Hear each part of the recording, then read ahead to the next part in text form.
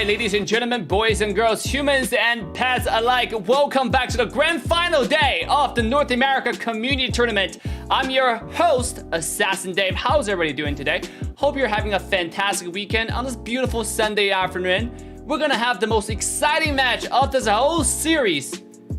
Actually, we're gonna have a bronze match first, and then we're gonna go to the most exciting match. Let's quickly take a look of the match of the day. First, we're gonna have Purple Shoemakers versus Generation X and BTK versus Area 77 in a grand final. Best out of 5 fashion to make sure that you have the bet, that you enjoy the entire tournament. Now, obviously, before we get started, guys, make sure to drop the like, subscribe, turn the bell on, and make sure that you sign up for the giveaway because we're drawing 18,000 diamond overall. So a lot of lucky winners gonna go home with pretty handsome prizes. So like, subscribe, turn the bell on. At the same time, make sure to sign up for M3 Qualifier if you have not. The sign up link is in the chat. With that, I'm gonna quickly send it over to our caster's desk. We're gonna take you on a wild ride this entire evening. Don't go anywhere. Get your popcorn, get your soda. I'm gonna send it over to our handsome, sexy, charming, incredible caster's desk. Rex, what a lineup we have today. What a lineup and what a journey it has been, man. This is the final day. Day 3. The finals are here. You know, this is what we've been waiting for, man. I mean, listen, we were looking for that game 3. We got to see it last night for the first time, but we have a confirmed game 3 because we have a best out of 5. This is going to be such an intense match. That is 5 games of Mobile Legends, but we are going to jump into the band pick right now, or the standings. So it's all right. We're ready to jump right into these games. But real quick, man, look at the journey some of these players have been. You know, day 1 we had Purple Shoemakers. They dominated over G2. Their G2. Then we had BTK completely destroying Sussy Baka. And though BTK completely beat Purple Shoemakers, they have now found, Purple Shoemakers has still found their spot in the first game series tonight up against Area 77. You know, I feel like it's been a journey these past couple days. We've seen some great teams show up, and we've seen some great games. Whether teams have gotten dominated in 2-0, they still have put up amazing fights. What do you think, Boca? Yeah, absolutely. You know, a couple of these 2-0 matches, they felt like they could have went the distance, and just the fortitude from each and every team to try to hold on. They understood what was on the line. And we do have Purple Shoemakers who, I mean, they shocked us all. They played really well against BTK. You know, BTK was still able to take that 2-0, but they played fantastically. Gen X just as well with Area 77. And what an upset in a 2-1. Yeah, definitely some great games. But it seems like the players are ready, so let's jump in to these ban picks for Purple Shoemakers versus Gen X. Always on the way. Your like team we do have Gen X on the first pick, and there they go, banning that Ling again. You know, it's something we've seen them ban time and time again, and we do have Purple Shoemakers showing respect, understanding they are not the first pick, so they're gonna ban out that Matilda. Yeah, taking out that Matilda. You know, we've seen her get in here and there. We've seen her banned, but it has been a pretty regular thing. Either she gets picked or she gets banned. I think we've only seen one game where she hasn't gotten banned and hasn't gotten picked. But we're also seeing that Ling ban, and I appreciate that's starting to show up more as we get to these finals. You know, we've seen some teams do pretty well with it, and even though teams have lost, they're still showing respect to the Ling on some of these teams' players, you know. And again, Paquito, we're probably never going to get to see him play this tournament. A sad thing, but I'm all right with that. Yeah, you know, Paquito coming out as well, it's been an insta-ban for Red Side. Everybody wants to ban him if they don't have first pick. But you know what I do like seeing from Gen X? And they did this yesterday too. They're banning some very interesting bans. You know, Farsa, she's a great hero, but I don't know about banning her in the first 3. The reason they're doing this is because Nicolette has been so strong on her Farsa. They've been doing their research, Gen X, and they've been watching these VODs. So they're understanding, okay, we don't want her on Farsa. We're going to ban her out in the first 3 because we don't want to take her. Yeah, you know, they're definitely taking her out. And I was just thinking, are we going to see that Lunox ban? Because we know Ewing Crip definitely has a nice Lunox And also with the other side, you know, they have some players that can play her in the off lane, that can play her in the mid lane.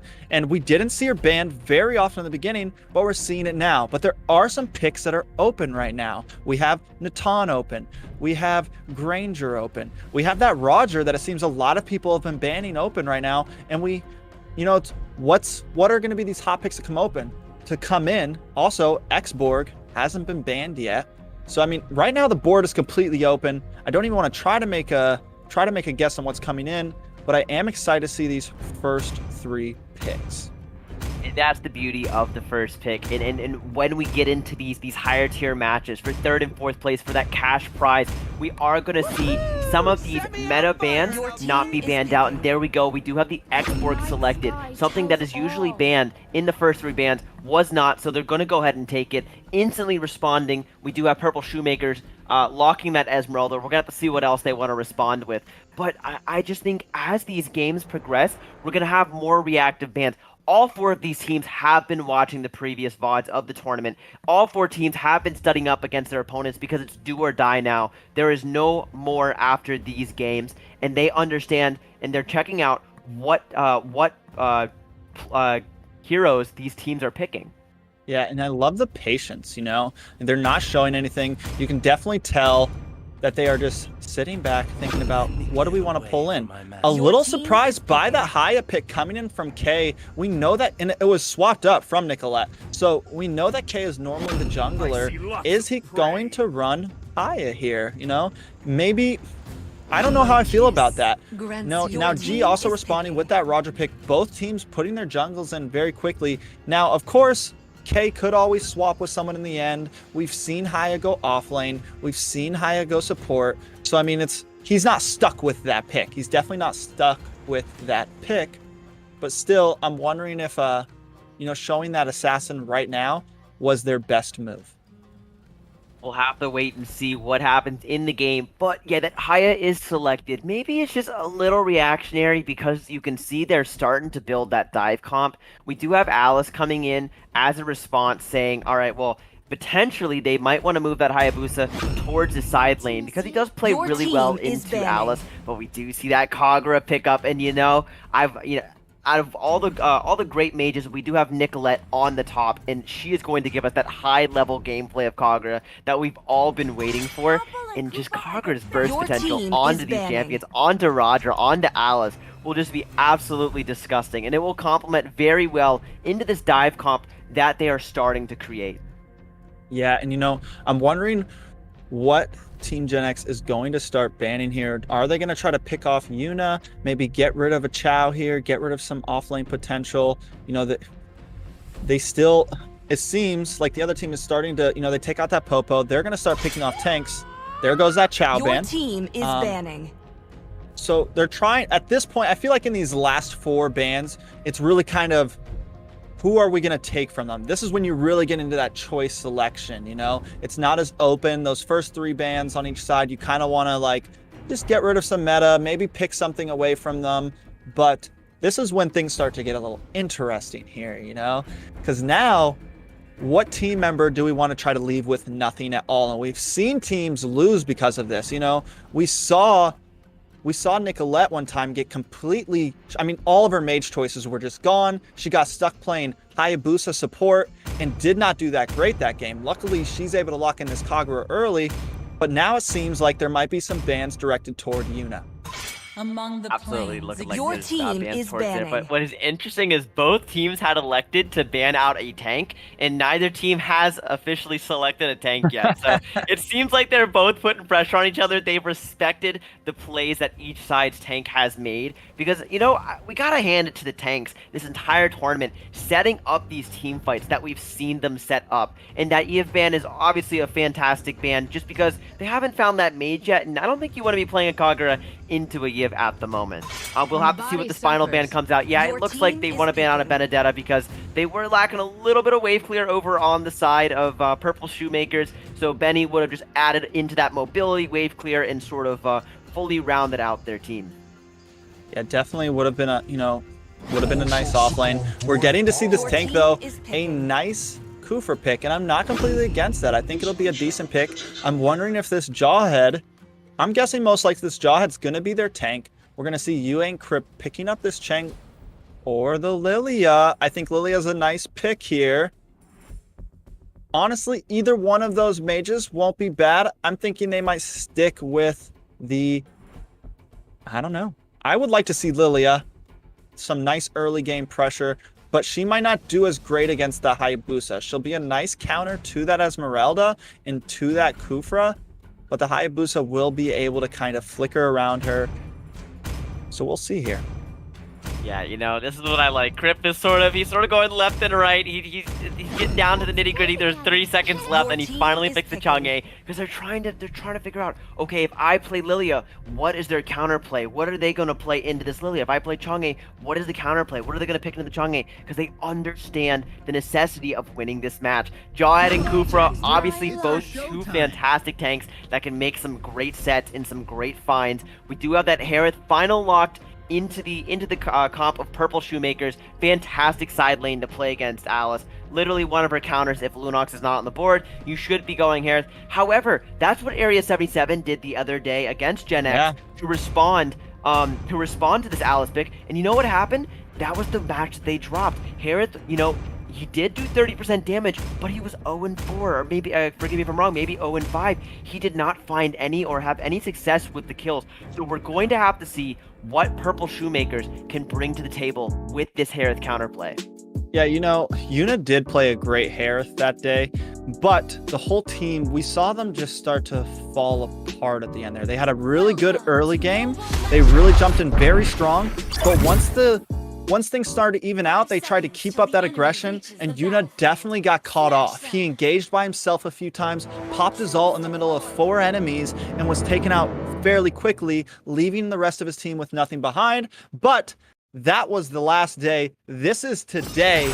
Purple Shoemakers, Gen X, going for the 3rd place bronze. Looks like we're already going to have a first blood from Gen X. Absolutely insane. 30 seconds in, and maybe just a little bit of an overextension from Esmeralda. Not what you want to see to start the day off. Unfortunately, we do have her going down. That's going to be a 500 gold lead, and it's not going to be the best way to start in her lane. Yeah, definitely. That's definitely a rough start. Gen X definitely trying to play aggressive here.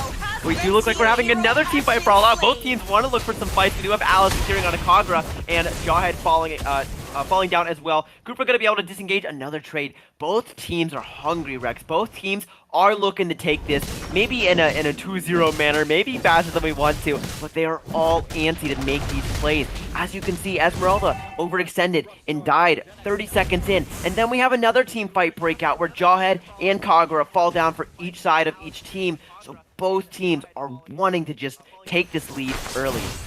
Yeah, Gen X slowly creeping ahead, a little bit in gold. Definitely having a slight early game advantage here, but no time to talk. Cooper getting found out by the Jawhead is barely going to walk away and lick his wound, but he does get out. But this is insane. There's so much gameplay happening in the first minute. There's picks all around the board. They're finding sets, and you know what? Hayabusa wants to jump in for a set of his own because he has that level 4. He's ready to ulti onto the Roger. He is going to pay a little bit of respect. He saw how many members were over on the side of Gen X there. We do have Alice getting the level 4, getting that early head start on his Esmeralda, something you don't see all too often because Alice has that terrible early game. And after saying this, Hayabusa does find that pick onto the Jawhead, and this will start the turtle fight. We do have the Cooper jumping onto the Chang'e, not going to be able to capitalize, but Alice jumping into the back line, making Hayabusa have the pop the ultimates. Rogers grabbing onto the Cooper, taking the kill onto the Cooper, also onto the Hayabusa, and then Rogers going to pop that retry onto the turtle. What a fantastic 2 minutes we're having of gameplay. Yeah, I mean, they're just jumping in. We know both of these teams love to be aggressive, and this is what we're seeing here. But Shoemaker's definitely behind here. You know, Gen X having that Jawhead tank, having that ability to jump in, having that Roger, definitely looking like the stronger early game comp. Both teams definitely having end game scale, but Shoemakers definitely should play a little bit slower. You know, right when they lost that first kill bot lane, you know, it's like, oh man, we might not want to engage here. Maybe give them first turtle. You know, maybe lose a little bit of material, let our Hayabusa farm, because now you have a death on Hayabusa.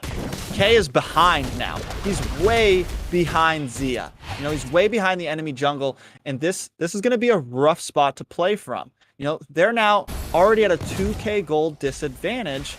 Gen X is going to be able to keep up this aggression and keep getting picks. No, a 2,000 gold lead is nothing to be ignored in the first 3 minutes of the match. Even while we were watching that replay, we saw Harith go down in the top side from a fantastic set on the Jawhead and the board. Gen X is just hungry to be active. So is Shoemakers. But as I said, it's Mikasa diving under the tower. Harith popping the ultimate, trying to do some damage onto the Alice. But look, we've got 4 members of Gen X in Purple Shoemaker's jungle here. So we are going to look for picks all across the board. Jawhead jumping onto the Conro. Alice able to capitalize onto the Harris. It is going to be a 1-for-0 trade for the side of Gen X. Elspard getting low though on the side of Gen X. It's time to run away because Hayabusa is doing damage onto the Jawhead. Hayabusa popping the ultimate onto 3 of them. He is going to be able to trade out a pick and jump onto the Jawhead there. Yes, but no one's able to secure kill another Roger, but don't speak too soon. Looking like nothing major. Yeah. But still, you know, I like the switch that we just saw. We saw Harith go bottom lane. I think they should have matched that Harith up against the Alice immediately. But they are adapting, changing up their strategies. At this point, though, Shoemakers definitely needs... It's not worth the deaths. In that last team fight, they were stuck under that tower. Just let the gold plate go down. Maybe even let the tower go down because you don't want to keep losing these deaths, giving the enemy team more gold. I think it's better right now to lose a tower than lose 3 of your teammates and have them fall behind. Problem is they weren't able to get farmed, and you know now we have Gen X finding that team fight that they wanted to find, but Conro was able to jump onto the Jawhead and secure a kill. We do have Shoemakers taking a retreat here onto the turtle. So they are gonna be able to secure that turtle. Tuggy going down extremely low. Down goes Harris, down goes Esmeralda as well, and Cooper's gonna be able just to barely walk away. Hayabusa wasn't even in this fight, so I don't understand why they were looking to take that team fight for that turtle. It just seems Shoemakers is extremely hungry to make plays, but the problem is you have to play around your hyper, and your hyper even knew not to take the team fight. He understood that we are down 2,000 gold. Now we're down 4,000 gold in the first 5 minutes, and we do have Jawhead throwing the Chang'e here a little bit. Maybe a little bit of button heads on the team, understanding they are ahead here. And look at that. That is just a ladder of success going all the way up 5,000 gold. And as I say this, Alice jumping onto the Kufra, able to be traded out, will be regrets. X-Borg will fall down. We do have Roger keeping the low, so we can see if Conro will be able to make a play, but Roger's going to be able to barely walk away. It's a 1-for-1 trade, but then there we go again. Gen X securing another tower, 5,000 gold lead. And as we say this, you know, Hayabusa's quick to try to make another play, but I know they don't want to make a play because you're down 5,000 gold. These team fights are not going to go your way. Yeah, you know, all of Team Shoemakers right now way behind. All have deaths. Nobody's, you know, you don't have a single player on their team that's like at least up and just the rest is down. All of them equally losing, and it's just, they cannot take any fights here. That play, trying to take that turtle, was a terrible move. You know, they need to slow down. They need to let themselves lose some material and maybe have an opportunity. Let Gen X overextend themselves. Maybe let them come in a little too deep, because at this point, Gen X is feeling good, you know? And the thing is, they're not getting any kills onto Zia. They need to wait for something. And even earlier, we saw a team fight where we thought it looked like Shoemakers was on top for a second. They got what, 2 kills? Kagura secured a kill, someone else secured a kill. But Roger wasn't there. And once Roger came in, he cleaned up. Once Zia got in that fight, took out 2 of them. One of them was taken out right before that. I mean, Shoemakers cannot take a fight right now. They cannot in any way whatsoever. Absolutely, and I think Gen X understands this because look at Roger bursting that turtle down. We see Hayabusa topside trying to find anything he can, but that's an export with 2 lives. And you know what? Gen X is going to try to answer with something themselves, taking that bottom tower. It will be Alice. And Hayabusa trying to make that play, and they're just, it feels like these plays are just trying to be made out of desperation, but no way are they going to find the Hayabusa. Okay, Hayabusa has those dashes, so he will be able to get away. But, I mean, Gen X is just really in the driver's seat here, making plays wherever they want. They were bottom a second ago, grabbing that turtle. Look, now they're top. They're happy about this. They understand they have this lead, and they don't want to let it go, so they're going to continue to shove in towers. We're going to have Alice take that tower for a little bit, and Roger is just online, level 11 at 7 minutes. He has 4 kills, 0 deaths, 4 assists. Yeah. He is online, bursting those towers. Literally took him maybe 3 seconds. That turtle was quick as well. And Shoemakers just, feeling like the nerves is getting to them a little bit because, here comes Hayabusa again, trying to find that pick onto the export that has two lives in a Purify. Yeah, and it's just not going to be enough, I think we have seen Hayabusa sit back. I think they are starting to learn their things, but jumping onto that Hayabusa, no sitting back here because he is able to go down. We do have Alice trying to jump in and try to find more kills, but if you find a pick, you're happy if you're Gen X because you're already ahead. So now all this is going to do is lose more towers for the side of Shoemakers. They can't contest, especially when they're down a player, but we do have Esmeralda looking for anything she can. Getting that Export actually extremely low, but it's not going to be enough because Alice is jumping in onto 3 of them, going extremely low. Rara capitalizing onto the Cooper. Esmeralda going down, Harris going down. All of Purple Shoemakers going down like flies. Nobody's even able to respond. That's inhibitor turrets going down in the first 8 minutes. And they might not just stop with this bottom tower. They're hungry for the mid because they have another wave here. Yeah, they have another wave. They're gonna start. This is definitely it for Shoemakers. I don't see a major comeback here. Gen X, they're not bad players. I don't see them making any huge mistakes here. If they play smart, they take this Lord, they're in a great position for it. Rest of the team just guards jungle, doesn't let it in. Roger could probably solo it, and then they have this Chang's ultimate as backup.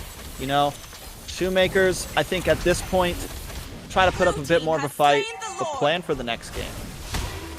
I think it's time to plan for the next game here. If you're Purple Shoemakers, you're down 10,000 gold. We have a Lord charging at your base, and your inhibitors are already down. So what base is there for Lord to destroy besides your Nexus? It's going to come down to a team fight, and you just don't win team fights when you're down 10,000 gold. Not at the professional level, at least. So we're going to have to see a huge blunder from the side of Gen X if Shoemakers wants to make any sort of comeback here. But you're just not going to see it, Oh, speaking of that, Jawhead trying to jump in and find the picks early, as we know he likes to. But he's not going to be able to find anything yet, but don't worry, that team fight is coming extremely soon because we have the Lord crashing at their base. Then the final inhibitor tower is going to go down. We do have Alice popping in the back line already. Level 12. Lord popping in the base. The Cooper finding a fantastic ultimate. That's going to be 2 of Gen X going down extremely early. Make it 1, make it 2. Shoemakers has lost a single big game here. They're going to go back to the fountain, tap the heal up. Maybe Cooper can get out with 1 health. He will be able to. But we do have Esmeralda going down extremely low. None of the players of Shoemakers have gone down yet. But this base is getting down to half health. They are just going to start tower locking because they understand they're not going to win the team fight anymore. But as I say that, Export grabs onto the Harris. Gen X is extremely low, but so is Shoemakers, and that Nexus has 10% health. Immortality getting popped onto the Export will be a runaway, and Shoemakers somehow, miraculously hold on to this game 1. What a fight of survival that was. They did a great job defending that attack. I was sure Gen X was going to finish it there, but just the rotation back to get their health back to the zone to get their health back, coming back into the fight, focusing down on minions while also getting kills. The pressure was on, and they survived it. The gold lead has dropped 3,000 now. Maybe Shoemakers makes a comeback here. They have not secured a single tower yet. That is where, that is the problem. Maybe, just maybe, they can steal the next Lord. I do not engage. If you're Shoemakers, do not engage a fight right now. Jawhead has other plans for the Shoemakers because he wants to engage here, and Rogers to be able to clean up that Kufra. Harris going down extremely low, popping the ultimate out of desperation, but it's going to go down as well. I think we're going to be going to a game 2 here, as we have another player that's going to be Esmeralda going down. Triple kill on the side of Roger. I think they're hungry for the Savage here because they're not locking this tower yet. They are locking onto this Hayabusa. We are going to see the Maniac come out. You have the Maniac coming out from Gen X, and Gen X taking game 1 in the 3rd place match. That was good game by Gen X. I think Purple Shoemakers needs to replan. I was talking about how that Lilia pick would have been nice, but they just proved me wrong. Chang was such a great pick there, and they played her. Crypt played her so well.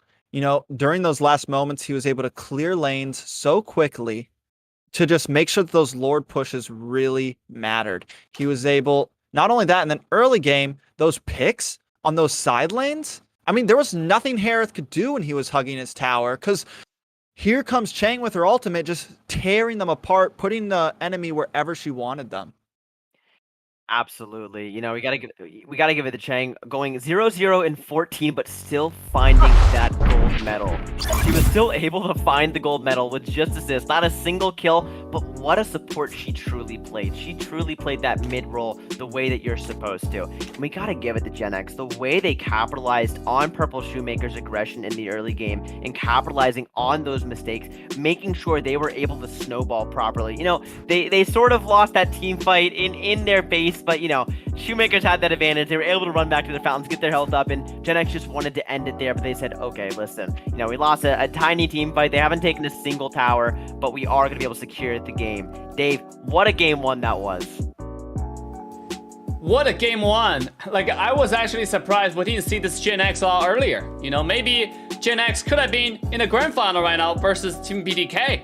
Because this is a whole nother level of Gen X performance. We see the aggression from beginning to end. Just absolutely insane dominations. Ladies and gentlemen, if you're watching the stream right now, and if you want to join the 18,000 diamond giveaway today, make sure you hit like, subscribe, and turn the bell on to all notification bells. And follow our incredible casters with their social media in description and in the chat as well. If you are in North America, and if you want to sign up for the M3 North America Qualifier, this is your chance. The link is in description as well. Make sure to go sign up for the M3 North America Qualifier to get a chance to compete against the big dogs all across the entire world. With that, I don't think we've got any time for break right here because the teams are ready. They're hungry for the second game. I know you guys are as well. So without further ado, I'm gonna quickly send it back to our incredible casters desk. We're gonna bring you the second or the third match. We shall find out in a little bit. Let's go. I think we're all excited to just jump right back into the game because what a game that was from Gen X. They played that fantastically. We're going to have to see how Purple Shoemakers is going to be able to respond in this game too. Yeah, you know, and those, Dave made a great point, you know. Sometimes I wonder how this tournament would have gone if a couple teams were on different sides. You know, could have Gen X made it to the final? Could have Gen X taken out A77 and gotten second place here? But that's not the way this turned out. Teams have to be able to compete against the teams that they went up against. So Gen X is here fighting for third, and they might just take it here. There's only, if they can win this next one, they get that third place cash money. We're going to have to find out in just a couple of seconds here because we are jumping into the ban pick right now. But this time we will have Purple Shoemakers with first ban and first pick. Your team is banning. There we go. We are jumping in officially. 50 seconds on the clock for that first ban. You know, they ban out that Lunox instantly. Yeah, I guess Nicolette does not want to play that because they're going to ban that out. They know Gen X is extremely strong with it. And we have to give it to Gen X last game. You know, they played into a counter again. You know, we saw Area 77 play this Herod to counter out Alice, and Gen X was able to take that game from them. And are we seeing a correlation? Because we see Gen X playing that Alice into Herod again, and yet again, taking another game. Yeah, definitely taking another game. You know, Harris now Harris didn't get to go up against Alice. I think that was an immediate mistake that they made. You know, Esmeralda was up against that Alice in the very, very beginning. Esmeralda didn't really get a chance to ever scale in that game. She had that early game pick from the Jawhead going down to the bot lane immediately to get level 2 before he picked up his roam. I mean, the early game aggression of Gen X was played perfectly. They had that Jawhead, and that's one of the reasons why you pick a Jawhead as your tank. You know, he's able to go in and out of enemy jungle, harass lanes. He moves quickly. You know, he's able to get those throws in, get those picks, and he played it even in the end game. He played it amazingly, locking down certain heroes. That very last team fight before they won the game, he locked down that Kufra perfectly, and the rest of the team was able to clean house. You really have to give it to the tanks of both sides of these teams. You know, Purple Shoemakers, unfortunately, you know, they didn't have the best game all around, but the tank was finding some early success. You know, he was finding some early success in looking for a little bit of picks when Cooper was locking them down. But then Gen X's Jawhead responded very well and initiated team fights that Shoemakers did not want to take because there's just no getting away from literally his ultimate name, Unstoppable Force. We do see over on Gen X talking about the bans a little bit. Farsa being banned out again, and I'm loving this because it's responsive to how well Nicolette plays Farsa. And you know, we do see Purple Shoemakers banning out that Exborg this time. They definitely don't want to go against it again because of how strong it is. And for the first time in this entire tournament, we're going to be seeing that Paquito somehow slip through the crevices and cracks and get that first pick. So we'll have to see if Purple Shoemakers can find success with it, because there is a reason why every team is banning it out. Yeah, I mean, what an insta pick. You know, what a insta pick. Not a second went by. It's like, oh, Paquito's up. Grab him. But, you know, will this make the difference? Will one hero really make the difference? You know, there's been some past games. Yesterday, I thought Area 77 was doomed because of some of the picks that the other team got, and they still completely rolled over them. So, of course, like some people say, the heroes don't always matter, you know? The meta doesn't always matter. It does play a big part, but Gen X plays a great game. I mean, from what we saw last time, they completely dominated them. So if Purple Shoemakers doesn't play correctly, doesn't come in this right way, coming in with that Roger pick, though, completely flipping the table, you know, they're looking nice. They're looking nice. Your team is banning. Oh my God. But there we go. We do have that Phobius pick into these 3 dashy champions from the side of Purple Shoemakers. But it's interesting because it kind of feels like a roster swap here. We have the Esmeralda over on the side of Gen X now. We have the Roger and Alice over on the side of Purple Shoemakers. And I guess that can just kind of tidy into who has first pick and who has to react. But we do see that Popol coming up, and their tank is secured as their first pick over on the side of Gen X. I like this. I mean, it's going to give them some vision, but this Phobius, man, every single game we've seen a Phobius picked, there's a reason why they pick him. They pick him because the other team has a lot of dashy heroes, and he slam dunks on their heads and secures kills, and he advances onto these enemy champions and takes them down when they try to run away. We see that Hayabusa being banned out over on the side of Purple Shoemakers. Fantastic ban, but look at the counter bans. We have a Kagura. They are banning Nicolette out. Nicolette, man. Kagura, Kagura, Farsa, and Yip. What is Nicolette gonna play, Rex? I mean, we saw Chang last game do great. We didn't see Nicolette with it, but we saw Chang. I think right now it's a toss-up between either Chang or Lilia. We've been seeing her a lot in this tournament. Or, you know, I mean, there's plenty of support mages too. We haven't seen Angela once in this tournament, and she is a hot pick in the MPL. I think up against this Phobius, it would be a decent pick to maybe give Kay a little more sustain that he needs. Potentially. We could see the Angela pick. However, it might not play well into the Esmeralda, and this is just where it comes down to that Gen X comp that they already have selected. Maybe they thought about this. And you know what I love? This is why they banned out all of those mages, because Crip was able to just select a mage and take another mage off the board for Nicolette. Nicolette's playing low Yi. Correct me if I'm wrong, I don't think we've seen a low Yi yet this entire tournament. It just really isn't a priority pick or a priority mage you're looking into. But you know, all the priority mages are off the board because we have the Lunox, the Kagura, the Yiv, the Lilia, and the Farsa all taken, all banned.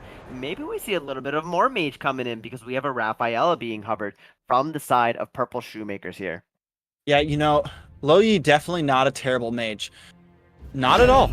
Though, the only problem with her right now is she does well. She's kind of like Lilia. She does well against those frontline teams. You know, if you try to dash in on my team and I'm playing a Lo Yi, I'm going to try to lock you all up. And the problem is they're going up against a team that is going to be able to keep his distance. And Zia coming in with a great count. Instead of going something like an assassin, you know, we're going to go Claude. I'm going to keep my distance from your whole side. So, I mean, it's right now, I'm definitely really liking the side of Gen X. Yes, Purple Shoemakers gets that Roger. They get that Paquito, but they're awfully squishy right now. And going to, you know, they're not looking too tough right now. They do have that sustain in the end game from Alice. They do have that Paquito, but is it going to be enough? We're going to have to find out because we are jumping in the game right now. You know, this is the first game of the day, but it is a best of 3. The only best of 5 is going to be the finals. So, Shoemakers, backs against the wall. What are they going to show us in this game 2? Will they bring it to our second game 3 ever? Or will Gen X, just like they did in game 1, absolutely sweep and give us a 2-0 sweep? Look at that burst damage coming from Jekyll and Hyde onto Mikasa right now, though. But they are quickly returning at Popo with a great rotation. Yeah, we do see Popo definitely jumping in and rotating because it looks like Purple Shoemakers want to make that play again like they did in the first game. However, I mean, this is just the beauty of having a Lilia on your team. Her wave's already clear. She's level 2, and Paquito is extremely out of position. I would be surprised if he doesn't go down here. We are going to see Paquito don't go down, but however, we had Claude going down early. First blood for Purple Shoemakers. I think they're extremely happy with that trade. Unfortunately, that's just... You know, their side laner going down twice in the first 30 seconds of the game isn't something you want to see. It seems like there may be a little bit of positioning issues, but that Claude pick or that Claude find is absolutely huge because you have to delay the farm of Claude. If he gets that Demon Hunter sword online, it is over.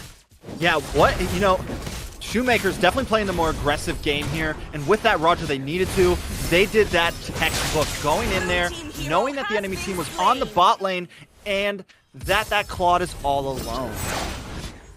Yeah, absolutely. Claude was all alone, and they were able to capitalize and find that pick there. However, we do see both teams are looking to capitalize on each other because they're all around the map. Everywhere we see, they're trying to make plays. We had Roger harassing the jungle of Gen X here. We have Claude trying to just make little picks. Even though he's down, he's trying to stay relevant in this game because he knows Turtle's coming up in 2 seconds. He's got to get that level 4. Roger was going down as well, so they still have they still have a chance to get this Claude online before Roger can. Yeah, they definitely do have an opportunity now with Roger going down and taking that loss. I think after they got that pick on Claude, it was time to back off. Like, once you get a pick on the enemy jungle, you are so far ahead. And the fact that Roger died, now the table's even.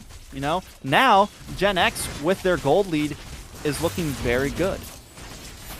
100%, and we're gonna have to see what they can do with that gold lead because Claude's just gonna secure his blue buff and looks to be engaged, but Mikasa does not want to wait for him because he's popped the ultimate onto the side of Shoemaker. Shoemaker's health bar is going down extremely low, but so is Popo, so Popo's gonna have to run away. We do have Roger at level 5 with almost a full health bar, gonna be jumping onto Mikasa as well, maybe doing a little bit of burst damage, but look at the burst damage onto that turtle as I talk about it. Going down low, but it looks like Gen X is going to elect to walk away from this. They understood that Shoemakers had already recalled, gotten their fountain health back up, and it would have been a team fight that they would have won. So maybe this is the chance for Shoemakers to get back into this game and begin Turtle. They're understanding that. They are realizing that Gen X has to recall as well to go to the fountain, so this might have been a race to the fountains because we have Roger, not as fast as Claude was, but bursting this turtle down. Claude's topside, this is going to be a secured turtle for Roger in one win that Purple Shoemakers of many that Purple Shoemakers are going to have to make here.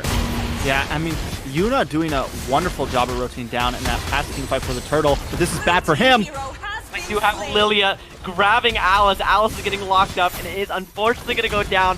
I think they're still happy because they were able to get the turtle, but it's just the positionings and how hungry each team is. And look at Gen X immediately, all 4 players going straight to the top lane to clear this wave and try to take the tower. We're going to have to see if Shoemaker's going to be able to respond with a tower of their own. However, it doesn't look like they want a tower. It looks like they want to save this tower because we have Nicolette hiding in this bush with Yuna just the same. Finding some big burst damage onto Roger, immobilizing him up. Claude having to pop the ultimate there and it's going to go down. But, I don't think it's the only player that's going to go down because Yuna is hungry for more. Look at Lilia completely overextended. This is going to be an easy clean for Roger. And if anybody else is going to go down, Alice is hungry for it because they're still chasing. And this is going to be a complete turnaround for Shoemakers and what we needed to see because we do have Alice jumping into the back line and able to jump onto this Phobius here.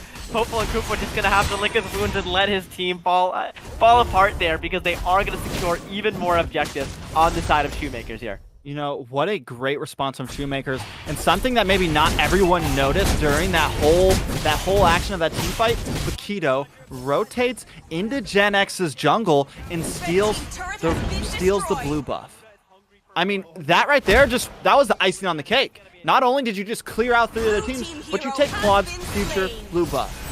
Absolutely, but it does look like both teams are hungry for more because Raph is going down extremely early. Nicolette with a sliver of health is going to go down as well. Esmeralda is able to secure that kill. So, Gen X quick to answer back, and with 15 seconds on this turtle, they are going to have prime positioning. They're going to be able to, for the next 10 seconds, to look for some sort of tower to push. looks like they want this mid tower. We do have Jackal going down extremely low. Paquito, he's getting chased by the Phobias. Has no help, but look at the first Paquito because Esmeralda is completely pushed out of the team fight, and this is such a back and forth, like a game of tennis. Each team is swinging back and forth, but now we have 1,000 gold lead outside of Shoemakers. They're going to start this turtle up. We're going to have to see because Claude is hungry for the turtle, trying to keep his stacks online. He's going to pop that ultimate very soon. Turtle getting down to 2,000 health, make it 1,000. I think it's going to be a turtle for Roger because Roger's going to be able to secure on that, and he's going to look for more. Crip immediately having to pop that ultimate, but Roger does not care. He's going to look to find that pick. Alice jumping into Lilia. Lilia, which is a sliver of health, is going to be able to walk away. And Shoemakers, I mean, if they walk away here, they won another turtle, and they are starting to secure that gold lead. It is 2,000 gold ahead for Purple Shoemakers 6 minutes in, and look at that back and forth swing in the first 5 minutes, Rex. Yeah, I mean, both, like we said in the last game, both teams very aggressive. And though this isn't the way you always win tournaments, it is still fun to watch. It's fun seeing two teams like this. Regrets might be in trouble. Can he respond, though? Does look like Alice is running out of mana. Regrets is going to dive in, even though Roger's going to clean him up there. Maybe he just kind of understood that he wasn't going to get out of that. But look at Gen X quickly finding 2 kills of their own across the map and securing a mid tower. It really feels like both teams, when one team finds a lead, the other team responds with just a little bit more. This is seriously it's the game of tennis right now. We have Lilia popping the ultimate, but that's going to push her further into the blue side jungle. She is going to be able to walk away and, or I guess skip away as Lilia's do. But, I mean, it's just absolutely insane the amount of trades that are coming around the map. Each and every player is looking for a pick of their own. They're looking for a play of their own. They understand what's on the line. Gen X wants to end this 2-0. Shoemakers does not want to be swept and wants to at least still have a chance to win that cash prize for 3rd place here. Yeah, definitely. And though they are going back and forth, Shoemakers definitely keeping a gold lead here. But in comes Claude with the ult. And look at the Claude ultimate damage. Roger going down extremely low, but he was able to just get away in time. Rafaela, not the same fate because she's going to go down. That Phobius chase is absolutely disgusting. It looks like Shoemakers was about to win that fight, but then Gen X Claude pops his ultimate and is able to secure another pick. Paquito in enemy territory right now. All 5 champions there and are going to burst it down extremely low, but Lilia with the burn damage is going to go down herself. So this turtle is a throw in the air, and Roger's back, baby. He's looking to take this turtle, and he's bursting it down real quick. This is another turtle Gen X is electing to give up because Claude is nowhere near. Turtle's going to go down to 1,000 health. It's going to go down, but Claude is now ready to look for a fight. Pop the ultimate onto the Alice. Alice go down extremely early into the team fight, but everybody else is going to back off from Purple Shoemakers because they're not ready to take that team fight. All they wanted was a turtle. But again, I would have liked to say that was a win for Shoemakers. You just really can't tell because these team fights are back and forth. And as we just got done electing that last team fight, the other team fight's going down because Phobius is going to try to pop his ultimate, but both of them are going to go down. Bye-bye Claude, bye-bye Phobius. In the bushes, Crip looking for some fights here. Rafaela going down low, but Lily popped the ultimate. They don't want to take this fight because Shoemakers are all around them. Paquito finding that pick onto Gen X's side. Bye-bye Lilia. Shoemakers is just really everywhere, It really feels like Gen X is just trying to find a place where Shoemakers is not. Yeah, I mean, they're doing a great job. I mean, right now, Nicolette's burst damage is insane. She's 4-2-4, and I wanted to talk about it earlier. Zia, the Claude, has locked in 2 of his major items. He did it very quickly. He got in that Demon Hunter sword, got in that Golden Staff, and he is, I mean, when he gets his ult off right, it's working, but the thing is he's just not able to do it. The rest of his team just can't hold Shoemakers back enough, and they keep getting caught off position. They keep getting stuck in these tight spots, and in comes Nicolette, and in comes Paquito to destroy. But this could be the fight. We do have another fight breaking out here. Paquito is able to secure on the Esmeralda, and as we're under the replay, we did see Popo and Kupo go down extremely early, but look at Claude bursting onto the Paquito here, but he is going to be immediately traded out, so it is a 2 for 2 so far. The low Yi burst damage is online, and the burn kills Lilia yet again. Absolutely insane burst damage, but Phobius slam dunking and responding immediately for Gen X onto low Yi's head there. Yeah, these fights, man, like you've been saying, man, a match of tennis. But the fact is Shoemakers is definitely in control this time. So much material has been taken from Gen X. So many towers are down. The gold lead is in the side of Shoemakers. And as long as Shoemakers can keep up this pace that they are doing, they will get to see that game 3. And I'm excited for it, Boca. excited for Game 3. So we all hope that Shoemakers can bring us to our second Game 3 of the tournament. But it's just been insane. Neither team wants to give up, and I love the fortitude, and I love just the camaraderie that each team is making. We gotta make plays. You know, if one of our teammates falls down, we're gonna take one of your teammates. It's absolutely insane how back and forth it's felt. But you know, Shoemakers is coming out on top. They've been securing towers after they win their team fights, and you know, is taking this forward bot side. He doesn't want to save this tower, and I don't even think Shoemakers realize Oh it. my They do have Paquito coming down to the bot side, but I don't know if it will be enough because Roger's come extremely far away. Oh, but you know, Claude's burst damage just really isn't there. We do have a stun on the Claude as well, but he is going to pop that ultimate into the back line. Looks like they are going to be able to get out, but there will be a team fight breaking out as I say this. You have Paquito in the backside popping onto that Lilia, and Paquito will be able to find Lilia in the back line, but we do have Regrets in the back line as well, slam dunking onto Yuna's head, but it will not be enough just yet because he's still up, and actually Phobius ends up going down. That's a 2-for-0 trade. Mikasa might be suffering the same fate because Paquito grabbing another one. That's at least a secured Lord for Purple Shoemakers, and for the first time in this series, Gen X is going to have to be sieging up here. Yeah, this is going to be rough for Gen X. The damage coming in from that Paquito and from that Low Yi right now is insane. Anytime Low Yi, I mean, look at this. It just completely destroys Phobius. And then in comes Paquito and completely destroys Mikasa. Like, I mean, the burst there, every time one of them lands a hit, it is 25% gone from their health bars. I don't think Gen X can come back from this right now. They are now at a 6,000 gold deficit. It is looking tough. They have minions in every wave. Shoemakers is ready to push, ready to stand down. Jacqueline Hyde. You know, I am excited for the next game, man. I'm excited for the next game. Absolutely. It really feels like we're going to go to the next game here with 8,000 gold lead and Lord crashing down on the bot side. It feels like we're just a single team fight away from going to our next Game 3, our second Game 3 of the entire tournament, so I think we're all excited for it. However, I mean, it's just been insane.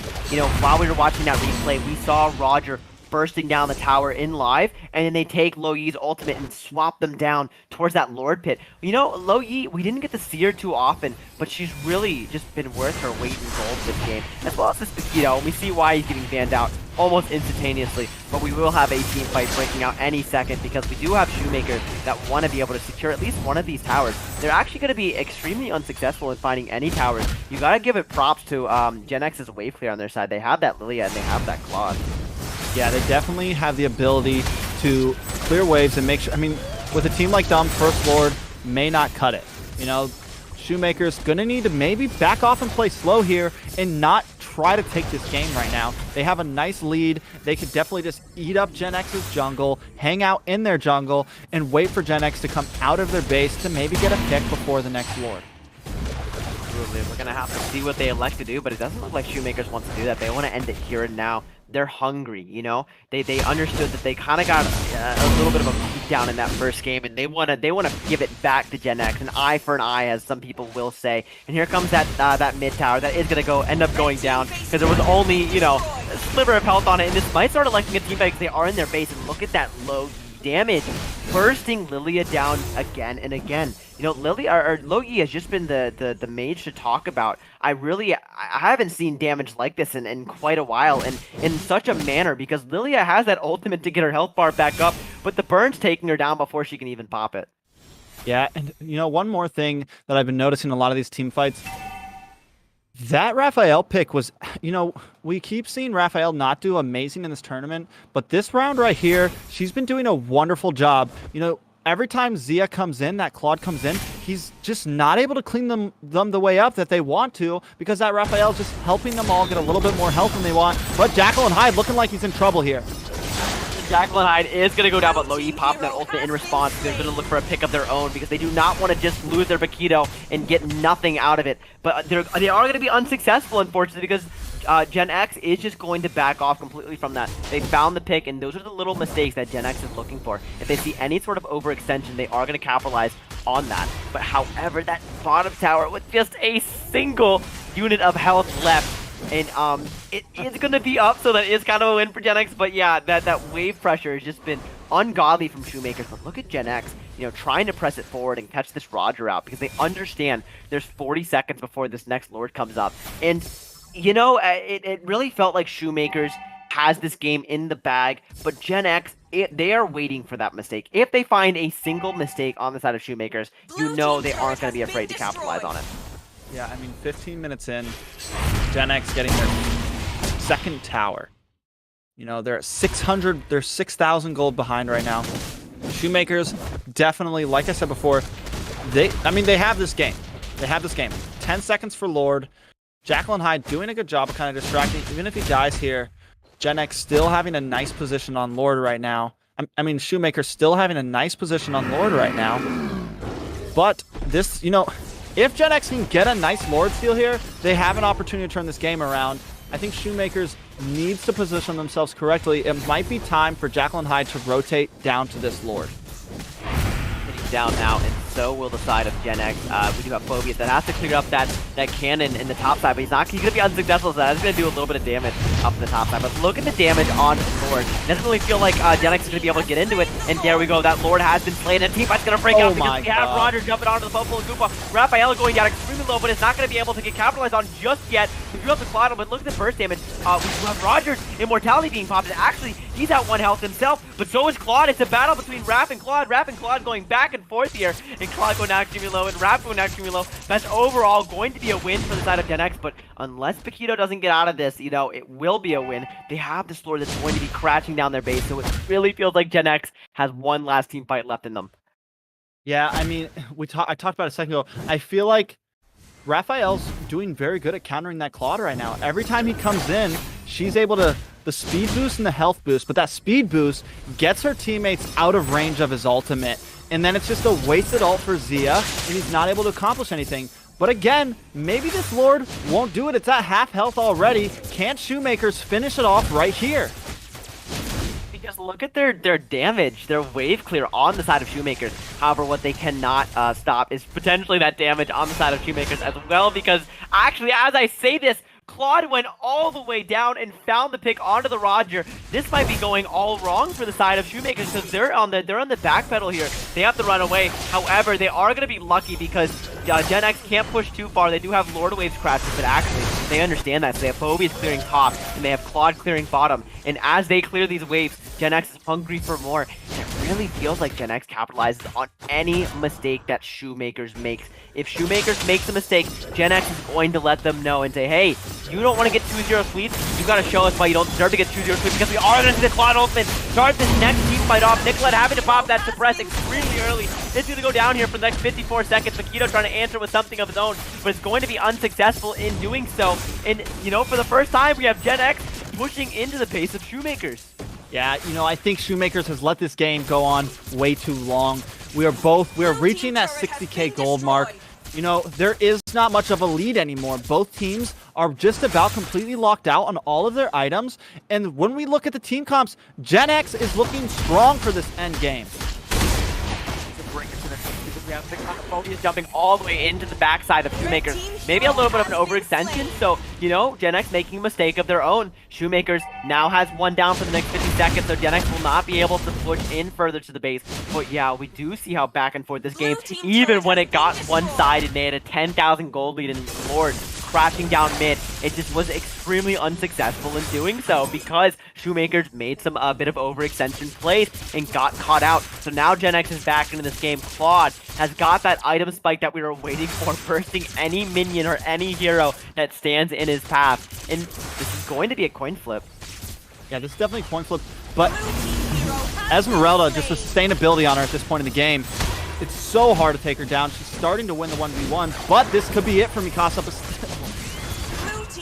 We do have another team fight breaking out here because Lilia is able to secure on the two of them. Raph going down, Roger going down, and nobody on the side of Gen X. Phobius is back up, and this is 60 seconds for Roger, so that's going to secure a Lord. And now Shoemakers is going to have to wall up and build some defenses in their own bases because, unfortunately, that Lord is going to be crashing down, and this is potentially a 2-0 sweep now because we have that gold lead.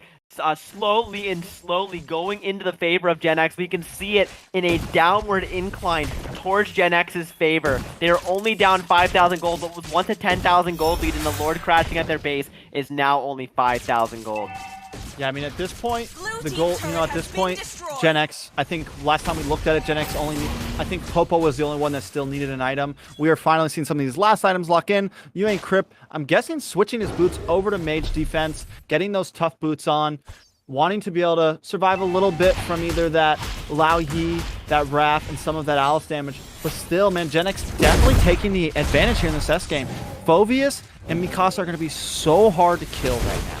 But here we go, because the team fight's going to break out. Paquito tried to wrap all the way around to find the backline and will be unsuccessful in doing so. That is a 50-second death timer. That is going to start Lord and Look. They had a crash wave mid, so that is going to be doing some damage. But you know, Gen X has no interest in Lord. They want to end it here and now. They're jumping on the K with that Phoveus ulti. Everyone's trying to get out, and here comes the Claude ultimate as well, finding another one, because we do have Roger going down, Wangbu going down extremely low. Raph, I don't know if you can be able to get out of this. Lilia answering with a kill of her own, and is going to find that Alice.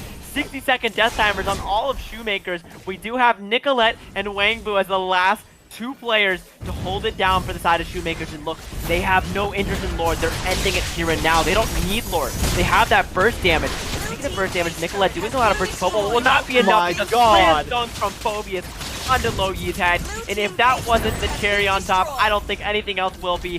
There we go. Gen X taking this game in a 2-0 sweep. We have one last pick coming out for that stat pack. Onto the Raphael, a complete team wipe, and Gen X has secured third place in a 2-0 sweep. And what a manner and what a Game 2 performance from Gen X, Rex. Victory! What a beautiful performance. Gen X completely turning that game around, lasting it out, surviving until the end to when they got everyone on their team where they needed them. And then, you know, once they started coming back, we started to see Purple Shoemakers making some mistake. What was Jacqueline Hyde doing trying to come around during that Lord fight? You know, what Paquito, once they lost that Paquito, that fight was over. And they started just crumbling. I feel like the morale started going down once they knew that they weren't winning the team fights like they were before. And they didn't, you know, they couldn't change up. And then they just fell. And now, but, I mean, Gen X deserves it. Place 3, place 3rd in the North American Community Tournament. Absolutely, they definitely deserve that third place in the North American Community Tournament, because what a great 2 games that they ended up playing, Rex. I mean, just an absolute stomp in the first game, and then coming into that second game down 10,000 gold, Lord crashing down that mid lane, and we thought it was over. We thought we were going to a Game 3. Me and you were even saying, oh, I can't wait for this Game 3. But Gen X showed us they had other ideas in mind, because they were able to secure the win in Game 2 and also get that Claude farmed up to the point where he needed to be, because he was the man of the hour for Gen X. Almost 30% damage and that complete burst potential we saw. Dave, Game 3, question mark? Wow, 2-0 sweep Gen X. Again, I did not expect this Gen X to pull up, even with a composition that's heavily focused on the late game, and in the early game just didn't perform so well. It seemed like they were crumbling. It seemed like we might go to a Game 3 question mark, but no, that just didn't happen. Gen X just completely swept their enemies in a 2-0 dominating fashion. So good job for Gen X. Definitely 100% securing that $800 cash prize.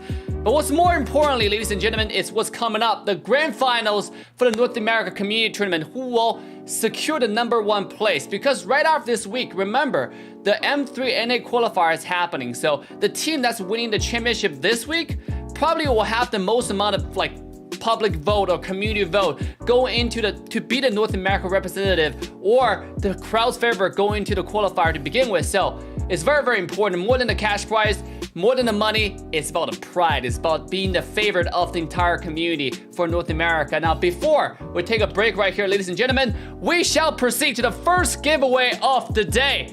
We're gonna go ahead and draw 2 lucky winners who will be winning 1,000 diamond each. That is correct. What you're waiting for, it's your time to like, subscribe, and turn the bell on. You have to be a subscriber in order to join the giveaway. And it's your time to type hashtag NACT in the chat 1 time in order to enroll in the giveaway. Type hashtag NACT 1 time in order to enroll in the giveaway. 2 lucky winners will receive 1,000 diamond each. Remember to only type your information 1 time. If you type it more than twice, it will be disqualified. So again, hashtag NACT North America Community Tournament 1 time. to show your enthusiasm, and you'll be enrolled in this incredible 1,000 diamond draw. It's not a skin, it's not anything. It's a 1,000 diamond flat sent to your account. You can do whatever you want with it, just like your dream last night. So type your information in the chat right now. And remember, if you're a winner though, if you are a winner, we need your in-game ID and your server ID, okay? That's all we need, your in-game ID and your server ID, and providing your chat if you win. So with that, we're gonna go ahead and draw our first winner. Is going to be Mohammed Amr. Congratulations, Mohammed, a subscriber since 2020. Close to 2 years now, Mohammed. Make sure to type your in-game ID and your server ID in the chat right now. Congratulations for winning the 1,000 diamond prize. Ladies and gentlemen, while we're waiting to draw the second winner, remember the M3 North America qualifier is next week and the qualifier registration is still open. And make sure to sign up with the link in description right now to show your support for the North America region. If you're in North America, if you have a team, if you feel like you got what it takes, sign up now with the link in the chat. And remember to follow our incredible casters, Boca as and T-Rex Senpai, with their social link in the chat and in the description as well. They have done a fantastic job. And just you wait, because the grand final is coming up and they're gonna bring an even better performance. So make sure to follow their social media with the link in description so you can follow their future contents and the future events that they will be casting. With that, let's go ahead and draw our second winner. I think our moderator will jot down the information for Mohammed. Let's draw the second winner, and it's going to be the bear from Canada. Oh, it's a Canada bear. Congratulations, Canada bear. The bear from Canada. I need your in-game ID and your server ID in the chat right now. Make sure to type your in-game ID and the server ID in the chat. The bear from Canada. Congratulations for winning 1,000 diamonds. With that, we're gonna go ahead and take a short 15-20 minute break before we come back to the grand finals. BTK versus Air 77, the match you have been waiting for throughout the entire tournament, throughout this entire week. Since the last week qualifier is coming up. Get your popcorn, get your soda, share the stream with your friends, with your pets. We'll see you right back.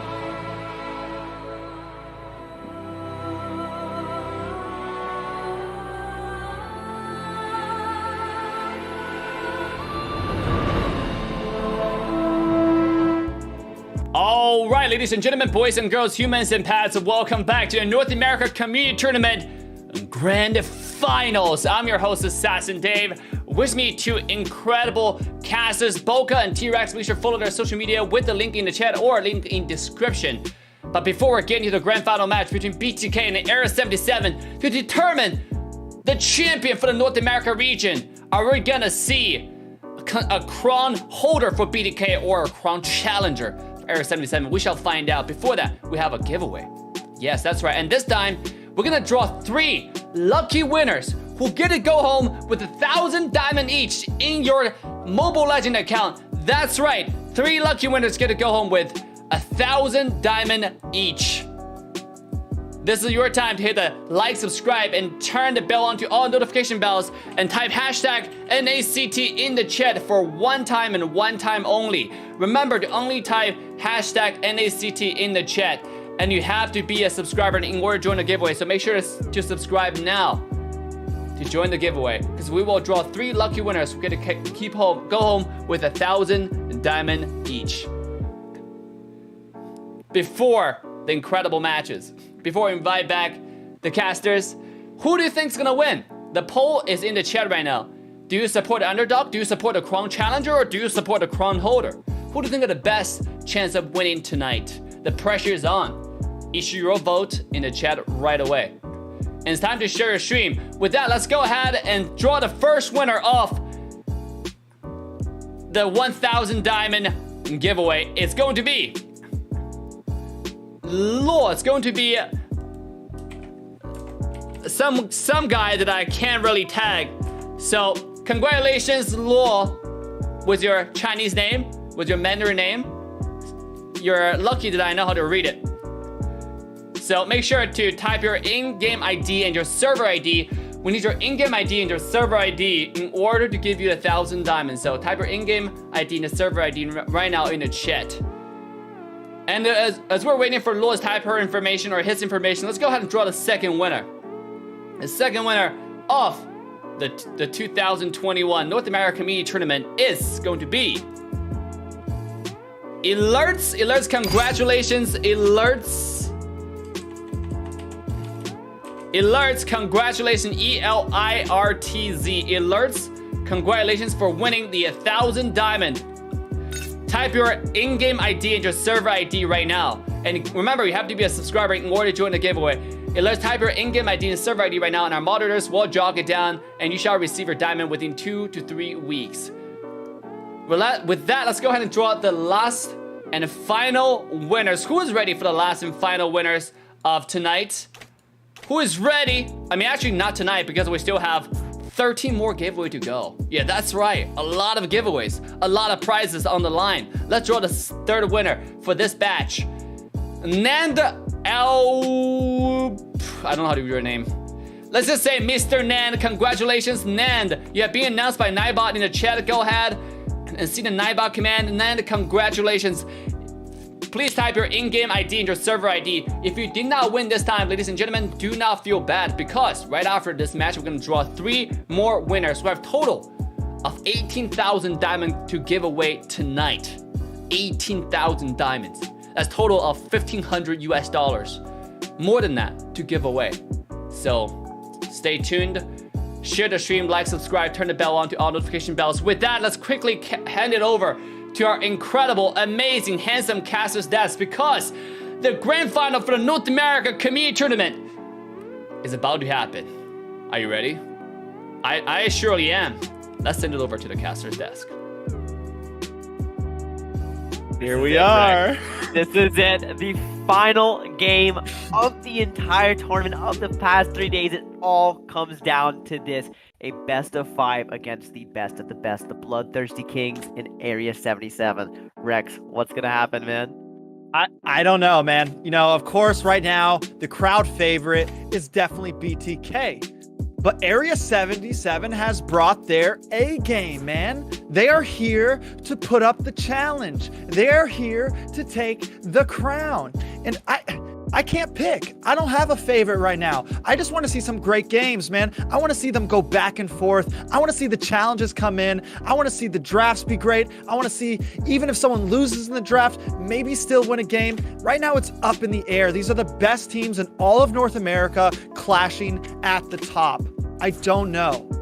And we're not going to know anything until these first couple games come in, and I am excited for it. My legs are jittery. My arms are jittery. I am ready, man. It all comes down to this. We're going to have to see what is going to happen, but both teams have really played almost perfect games on both sides. BTK playing perfectly, actually, and Area 77 almost perfectly after they dropped that one game against Gen X. Were able to just do 20-2 and like 16-5, complete sweeps, no towers, flawless on that side. Both teams have really showed us what they've got what it takes, and I mean, we're going to find out extremely soon what happens, whether or not BTK will be our 6th or 7th time reigning champs, or will Area 77 dethrone the Kings themselves. Yeah, I mean, definitely. You know, we've seen both teams fight. Now, one thing I can say about BTK is they completely sweeped their bracket. The top side of the bracket was theirs. Nobody put up a fight at all. I mean, every game they played was almost a complete domination. They annihilated the whole top side. Area 77 did go to a game 3. You know, Area 77 did have a little trouble against Gen X. But then again, Gen X just completely destroyed Purple Shoemakers. So maybe that's the reason why BTK didn't have any trouble. You know, BTK didn't really have any challenges on the other side. But Area 77 did. They fought. They may have lost one game, but they are here now, and we are jumping into the first game, the first bans. Let's see what happens, Boca. 77 going to be the first ban, going to be the first pick. And you know, I was talking about it a little bit in the previous matchup with Gen X, banning some of those champions you don't normally see get banned out in the beginning. We're going to see that again. You know, Area 77 does play sort of a standard ban, banning out the Paquito. And you know, can we put some money on it? I think they're going to ban that Phobias on the first ban as well over on the side of BTK. However, BTK does their homework, so maybe this might be the first time we don't see it. We didn't see Area 77 select the Phobias, and I think that's why Chicken is taking so long to find a ban. You know, every single time we saw BTK play in this tournament, they banned Phobias instantly, and they don't ban Phobias instantly. They ban Lunox because they did their homework. They understand Area 77 doesn't play Phobias, so they're not going to ban that out. And we're going to have to see if Area 77 wants to remain and stick to their normal bans. It would be an X-Borg would be quite typical of them. Or are they going to start to ban out that Mobazane that we all need to nerf? Are they going to do that Roger and that Granger ban, or even a Natan? We'll have to find out, Rex. You know, I think there's definitely a possibility of trying to zone out this Mobazane. You know, we know that he is a monster right now. You know, we've seen him pick Natan, completely annihilate. We've seen him pick Roger, completely destroy. And honestly, you know, that Roger ban in all these games, all these past games is starting to make sense because Roger has been hurting people in the early and mid game. Yes, we saw him lose in the late game last time, but the rest of the team had a lot of scaling, you know? So I'm honestly wondering, what are they going to leave open for them? Are they not as worried about, but maybe Area 77's a bit more comfortable. Like, you know, we don't, yes, the bans are important, but we also don't want to waste them. You know, we want to maybe let you pick a jungler because that's not maybe exactly who we need to be worried about here.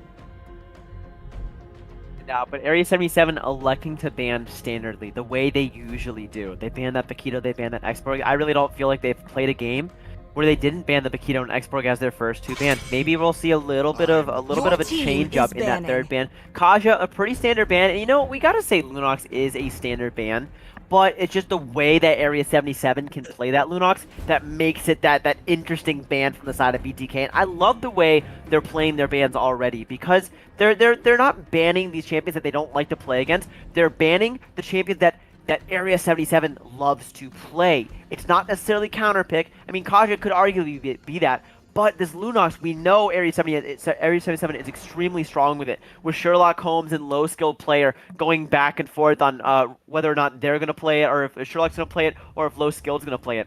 But we do have two more bans coming out beside Area 77, and they are giving this one thought, at least. So we'll have to see in a couple more seconds what they do elect to ban for their first ban. Will it be a Mobazane? It will be a Mobazane ban. We're going to go ahead and ban out that Roger Rex. Yeah, definitely taking out that Roger. I'm wondering if BTK is going to answer with possibly a Matilda ban, something along those lines. I don't really think BTK is too worried about the enemy junglers right now. You know, we might see something like Natan, but I don't think that's what they're worried about. You know, I think BTK is pretty comfortable. We saw them get completely outdrafted in a game previously and still destroy. So, and also, again, this is just the first game of many to come. I think these bans could possibly swap around a lot. You know, they could probably change a lot depending on how this first game goes, and then how the second game goes, and then how the third game goes. There's that Phobius, though, that we've been talking about. Oh, there we go. So what does Merciless pick here? What do you think? I'm thinking Matilda, Natan. We'll have to see. You know, Area 77 really hasn't been electing to pick that Matilda. Maybe they do go with the Natan because in so picking Natan, they take it away from Mobazane, who has such a strong pull with it. But even if they pick the Natan out, it leaves Granger open for Mobazane, which we know that he loves to play. That Phobius ban also, you know, can open up some dashing heroes, so they're probably thinking about that, and that's exactly what they do because they're gonna elect to they're hovering at least the Esmeralda, which would leave Natan open for the side of Mobazane. We have 7 seconds before, you know, it's official, but if they do this, I think we're gonna have Mobazane immediately select this Natan. But we'll have to wait and see. Yeah, but also, you know, what that Esmeralda does, we saw last time when you first pick it, it prohibits the other team from playing Matilda well because she's going to eat up those shields. So you're not only picking a really good side laner, but you are taking away a pick from the enemy team. So I do think it's a good pick. BTK, Hoi immediately responding with this Lilia, though, and we've seen how good Lilia does against Esmeralda. They do Shark. Big Brother Stark still deciding to lock in this Matilda. I'm wondering how Alberto's going to answer here. Will we see our first YSS of the tournament? We're gonna have to find out in just a second. He is hovering it, and you know, it's not like it's a bad pick. It's just not common. Like Lo Yi, we saw Lo Yi hadn't been picked this entire tournament, and what does she do? Unfortunately, she can't take it home, but she brought the MVP for her team, and it was a fantastic counter to Lilia. You know, we do have Shark electing to pick that Matilda, but this go around, whenever we've seen a Matilda into an Esmeralda, they've been electing to pick the Aegis, so she won't pick it this time. And I would love to see a Natan lock. There we go, because that's just something that Mobazane loves to play. I'm surprised they didn't pick it earlier, but I guess maybe they wanted to take out Matilda off the board, because if you get Matilda and Esme on the same side, it's going to be, you know, a really bad time for the team. And there we go. I knew it. If Area 77 picked that Natan, we were going to see Mobazane hover this Granger. He probably locks it in. We do have an Alice from the side of Area 77, so they have some really strong front line, but it's going to be pure magic damage over on the side of Area 77. Yeah, definitely pure magic damage. I mean, Alberto will, right now, with the conversion of magic to physical damage on that Natan, definitely going to be there. But, you know, Merciless, they have their offlanes secured. You know, they have low skill player, Merciless, both amazing offlaners. They have that down. What they're going to be looking for now is what are they going to pick for their tank? What are they going to pick for their mage? Sherlock Holmes losing that Lilia pick. Now we know Farza's still open right now. We know Chang is still open. We know there are a couple other mages still here. And I feel like that's what they're going to be focusing on, taking out these mages and these tanks. We'll probably see a ban from each, possibly Yves here, possibly Farza. I'm wondering what's going to happen. I'd be interested to see BTK aiming for a ban over Untopal. Obviously a fantastic ban, but a controversial one that I kind of want them to pick just to say I told you so would be Hayabusa, because look at the magic damage on the side of Area 77. They locked this mage. They are almost pure magic damage.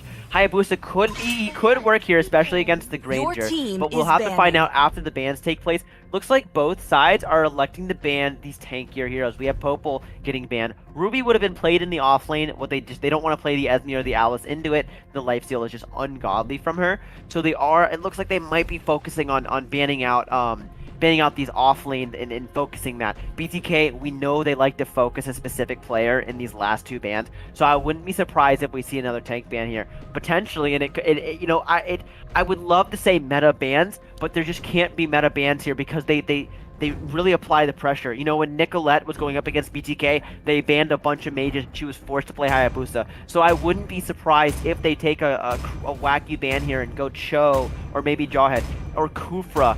We could definitely see it happen. 2 seconds. What are they going to elect to ban? Oh, and they banned the Cho. They banned the Cho, Rex.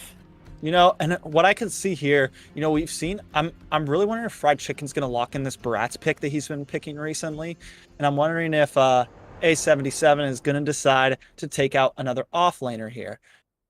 You know, and I've really liked seeing Fried Chicken play this Barats. They're gonna pick Lapu, and I got a feeling that's what this Fried Chicken's gonna lock in. I don't know what card he's gonna go with. Definitely another offlaner, but with Lapu and Ruby both out, you know, no Alice, no Esmeralda, we might see a Harith. That's a lot of magic damage on the side of BTK. I don't know if that's the pick they want to do here. What they elected pick, and it kind of feels crazy that Merciless's team is gonna ban out that Lapu, but he's already secured his hero for the match, so it just makes sense. And I love that both teams took those last 2 bans to focus on each other. They are focused on a single laner. You know, we have Ares 77 electing to ban out 2 side laners, and we have BTK electing to ban out 2 tanks. And we have a Ballman covered. This would be very interesting if it does get locked in. But it does make sense because they are lacking that attack damage. We could see a Farsa, and you know, who's really jumping on the back line besides Matilda? But she has to get there right now at this very moment. Baratz was locked over on the side of BTK, so that's going to give them that solid front line that they were looking for. Okay, Jawhead being covered is a lot more realistic than the Ballman, you know, and we do have him locked in. It would have been crazy, you know, just like the Cho, but they do end up electing to select that Jawhead, and we do have some crazy tanks still open. We have that Kufra tank over on the side of BTK. We'll have to see what they want to take, but we have Area 77 with 5 seconds left, thinking, should we elect to take this Farsa? They are going to take the Farsa, and they're going to run her Purify, which is interesting, because I think they're just scared, just in case, you know, Baratz closes in on her. Oh, no, they're going to switch back to that Flicker. Baratz or Shark, you know, right now, Cardi needing to lock in an off lane here. And there aren't many choices. There aren't. You know, you have Shark's going to be running tank. Hugh, they have their core selected. Fried Chicken locking in that typical Baratz. And you know, what does he have right now to pick? You know, there's not much. Maybe we will see the Harith. Harith would do a good job at trying to get in on Sherlock Holmes onto that Farsa. But right now, A77 looking like a very strong front line. Okay. Is the Saber, maybe we will see an assassin offlane here, but I don't know if that's going to be used on. Good pick. Good pick. Definitely going to be able to get in to that back line like what you've been talking about, and could definitely cause some, you know, that could be a pick right there that heavily counters what Area 77's trying to do here. You know, I like the Yuzhong coming in because it will give them that damaging front line. You know, you have Cardi on that Baratz to sustain, but then you'll have Chicken pop his ultimate with his insane mobility to run around the map with that ultimate and find some picks. So Yuzhong does feel like an icing on the cake for BTK's draft, but Area 77, I can't complain about their draft either. They had a fantastic draft, and we're just going to have to wait and see, you know, who really is going to take it home, because this is a 50-50 draft, I'm going to have to say, Rex.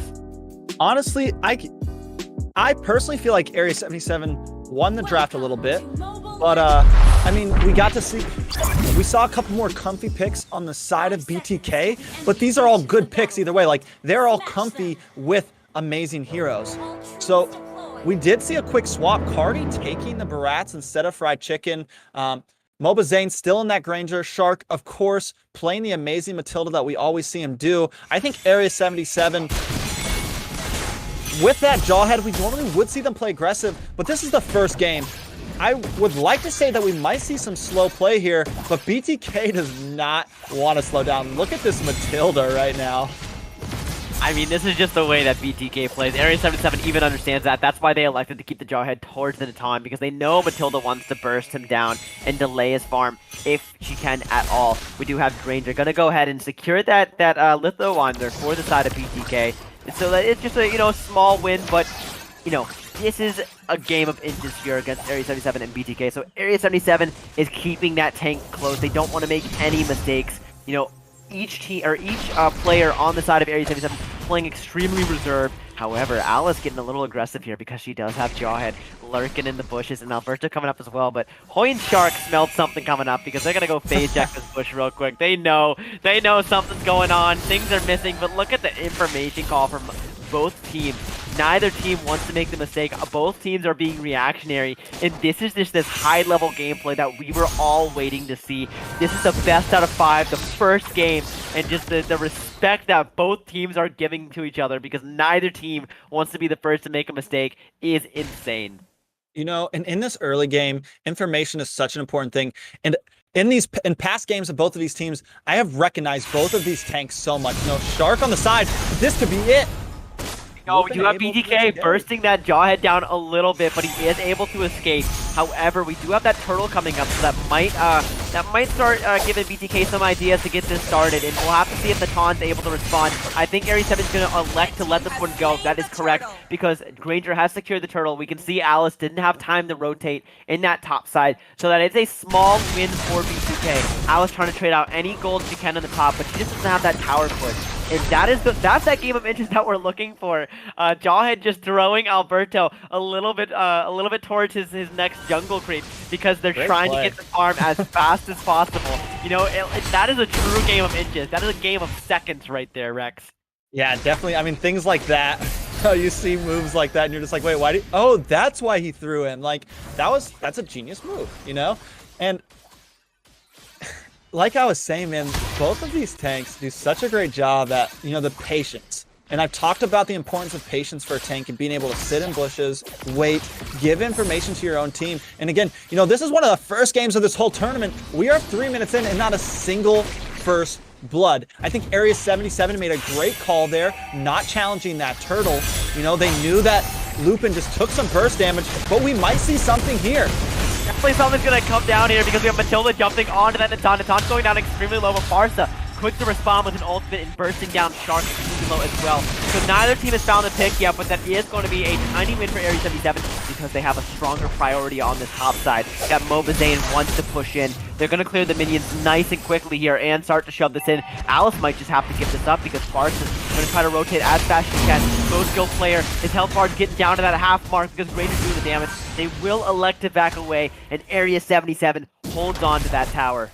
Yeah, and you know what happened there, right? So at that moment, BTK's pushing, but because they weren't able to capitalize, you have Natan jungling through his whole jungle, making it to this bot lane in Area 77 because of that couple seconds of Mobazane being too long in that top lane, has now taken a 200 gold lead. And though it's not a lot, we keep talking about this game of inches, about this game of seconds, In this early game where there's no kills, those small gold leads make huge differences in this team fight. Make a huge difference here because Granger is able to secure the turtle, but BTK, it looks like they're running on the backline. Cardi might be going down here. That's a first blood for Area 77 in this tournament. We do have BTK going down first. Actually, Yujon popping his ult to try to go in and respond just a little bit. It is not going to be able to. So a small win for Area 77. However, Granger was able to take that turtle.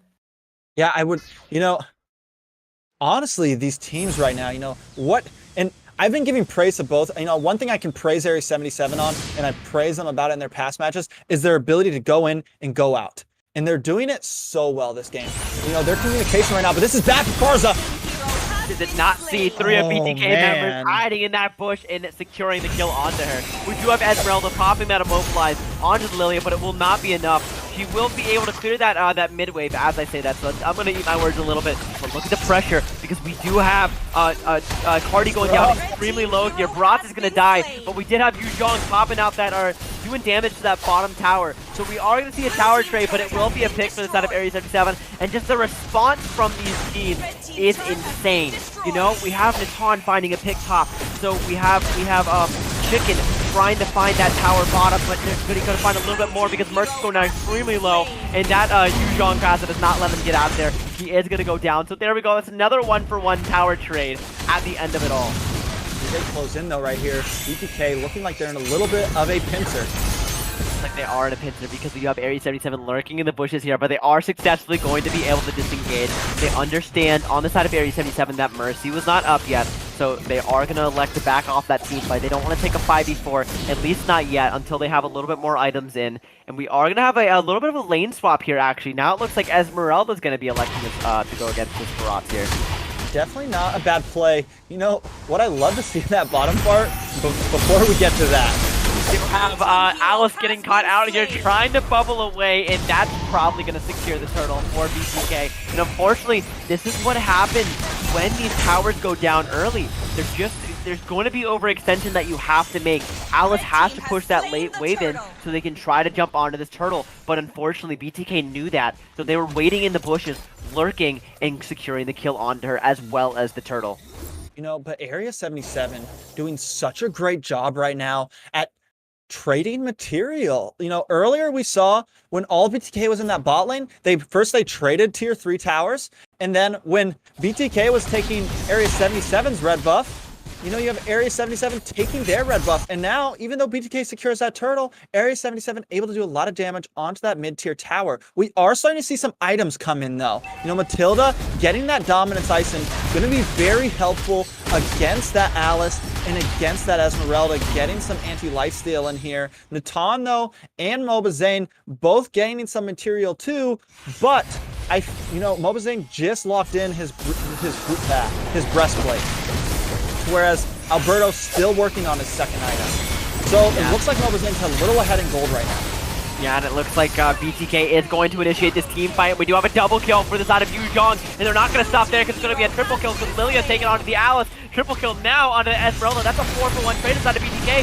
Holmes is trying to find anything he can by popping that ultimate into the backline, but he's not going to be able to secure anything onto BTK. Their health bars are going to be extremely low, but that is an absolute win, and this is a significant gold lead now for the side of BTK. 3,000 gold ahead, make it almost 4,000 after securing that tower in 30 seconds until the next turtle.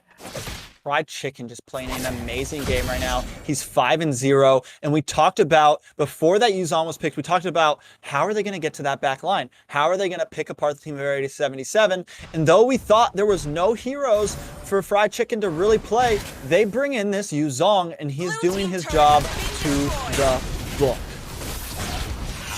It does look like Area 77 wants to make a response of their own, but is going to humble themselves really quickly, understanding they don't want to take a full team fight here because they are down 4,000 gold. Mercy lurking in the bushes a little bit, but you know who has a fantastic game sense? BTK, because they're popping the ultimate, diving under the tower, double stun up. Barat is soaking that tower damage, and bye-bye Mercy, says Shark, Cardi, and Mobazane, and as well as this tower. BTK taking a significant gold lead now. Yeah, BTK has definitely turned this game into their favor. It was very even at first. Area 77 still trying to keep up and trade objectives. I like that that's the plays they're trying to make here, but is it going to be enough? Weird thing that's going down right now. We do have Chicken with the steal. passive, able to kill the Taunt, and his health is all the way up. Now Area 77 running away, but the whole point of Chicken, he was sacrificing his life because we had Granger taking the Lord of the top side. Chicken is still not out. He might find another pick. He's not going to be able to. He's going to be unsuccessful. But that was the whole goal of BTK. They were sending Chicken as a pawn sacrifice to go die in the bot side while they secured the Lord. But they secured so much more. And look at the scoop up from Cardi onto Merciless again. Mercy going down. That is a 2-for-0 trade on the side of BTK and a Lord for the first time in this best of 5, knocking at Area 77's face. You know, and we still have not seen a kill yet onto Mobazane. You know, in so many games we see, they're just not able to get to him.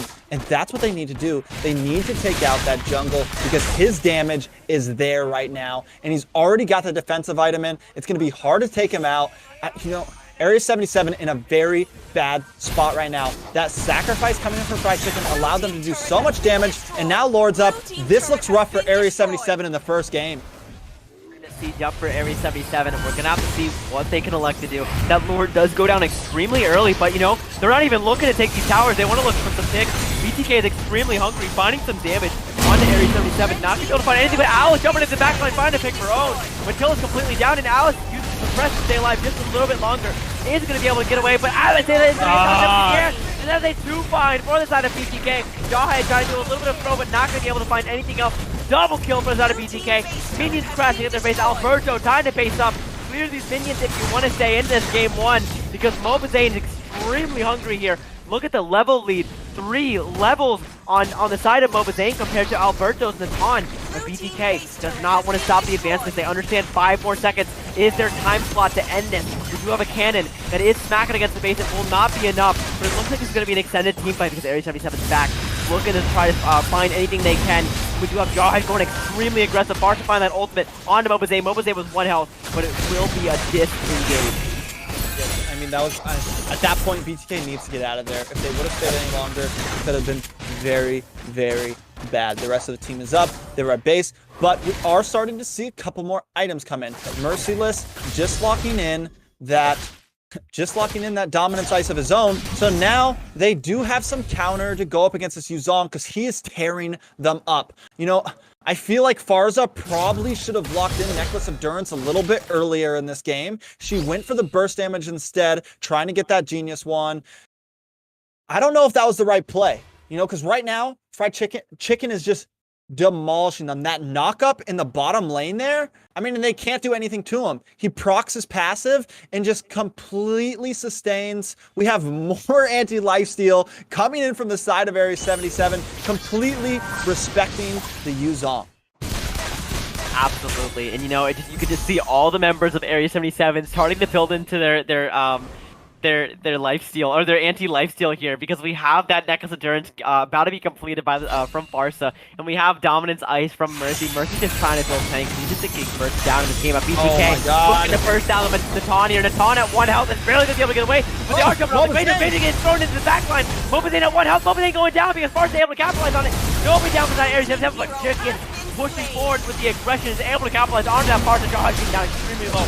Not gonna be able to get found yet, but look at Chicken getting thrown into the tower of Area 77 with the tankiness. That's more than enough to keep him alive. And there we go. We have a 3-for-3 trade. This team fight couldn't have gotten any more even for these teams. Area 77 holding on. Mercy getting chased down. Will probably eventually be going down here in the short, fairly soon. And this is going to be rough for Mercy. He needs to get out. Hoy closing in on him, but right there. Oh! We do have Cardi popping that ultimate and securing onto Esmeralda, so this might proc the Lord, you know. But I mean, Rex, 5,000 gold lead. It's starting to close in smaller and smaller. Yeah, it is closing smaller and smaller. Not only that, but we are at 13 minutes now. You know, if Area 77 can last this out, I think that's the goal right now. Last this out. Yes, you are way behind.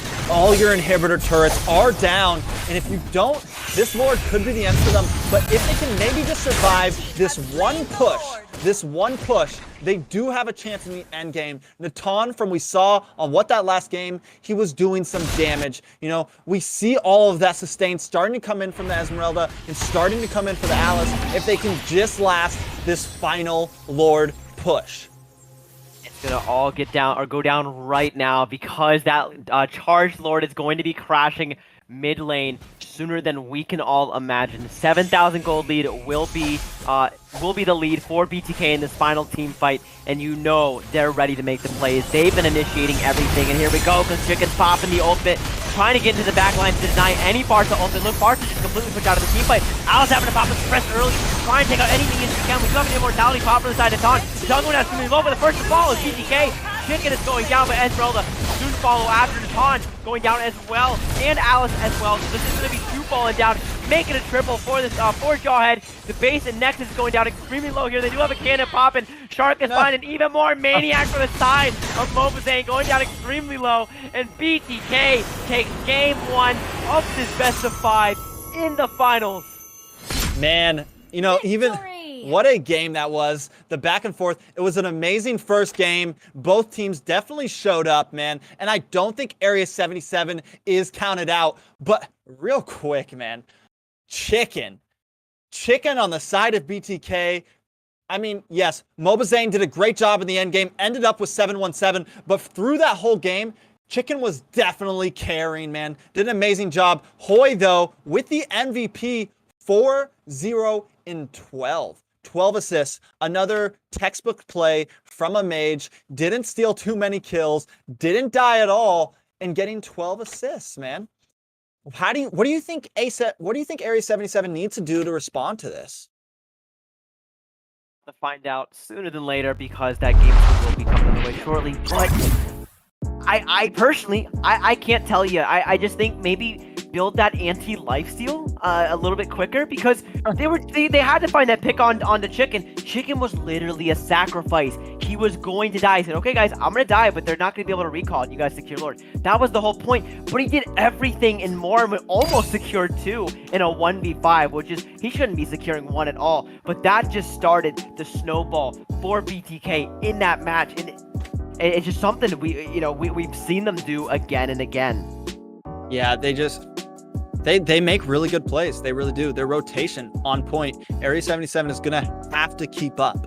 You know, they need to think about some of these item picks before it's too late. I think that Genius one was not the greatest pick coming in from that, but enough on the last game. Let's get to the next one. Before that, back to Dave. Whew, what a game, back and forth. Oh my god, that Yuzhong pick though by the supreme Yuzhong player in North America, Chicken, pulling up, showing up, stepping up. 1 versus 2, the one team fight they were in mid, Yuzhong jumping in, just 1 versus 3 in the back and killing 2 people. And then meanwhile, the front line of entire Area 77 just get demolished by the rest of BTK. And you saw the 1 versus 4. Oh my god, even though the MVP went to, I think Hui on the mid lane, but still, in my heart, that game definitely has to be Chicken on the Yuzhong there. That was incredible performance on Yuzhong, and also really smart pick, because Yuzhong was actually one of the best counters for Nathan. Nathan doesn't have a lot of mobility, so Yuzhong got the job done. Now, before we get to the next game, guys, we're gonna come back to do a giveaway. If you're watching the stream right now, make sure to hit like, hit the subscribe, and turn the bell on, because we're about to draw the next batches of 3 lucky winners who get to keep 1,000 diamond each to go home with. If you're watching the stream right now, this is your chance to like, subscribe, and turn the bell on to all notification bells, and type hashtag NACT in the chat in order to join the giveaway. Remember to type hashtag NACT in the chat in order to join the giveaway. Only type the keyword 1 time though. Do not type more than 1 time. Once it's more than enough, we're gonna draw 3 lucky winners who get to walk home with 1,000 diamond each.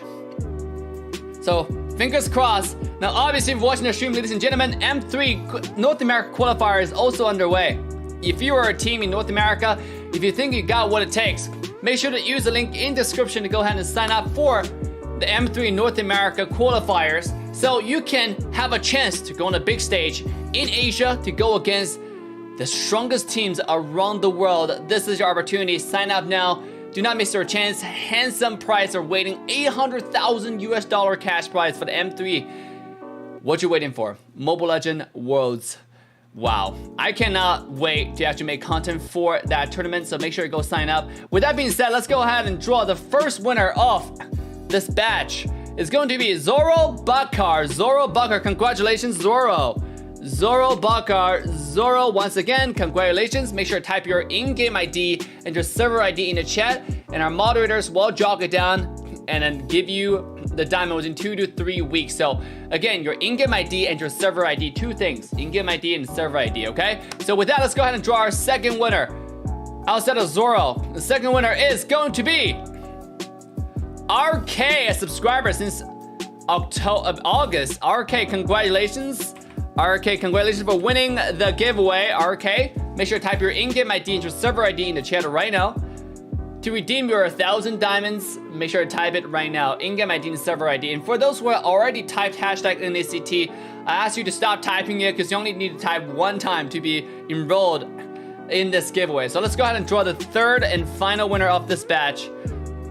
It's going to be OG Primo. OG Primo, congratulations, OG Primo. I need you to type your in-game ID and the server ID in the chat. So once again, this batch of giveaway is officially over.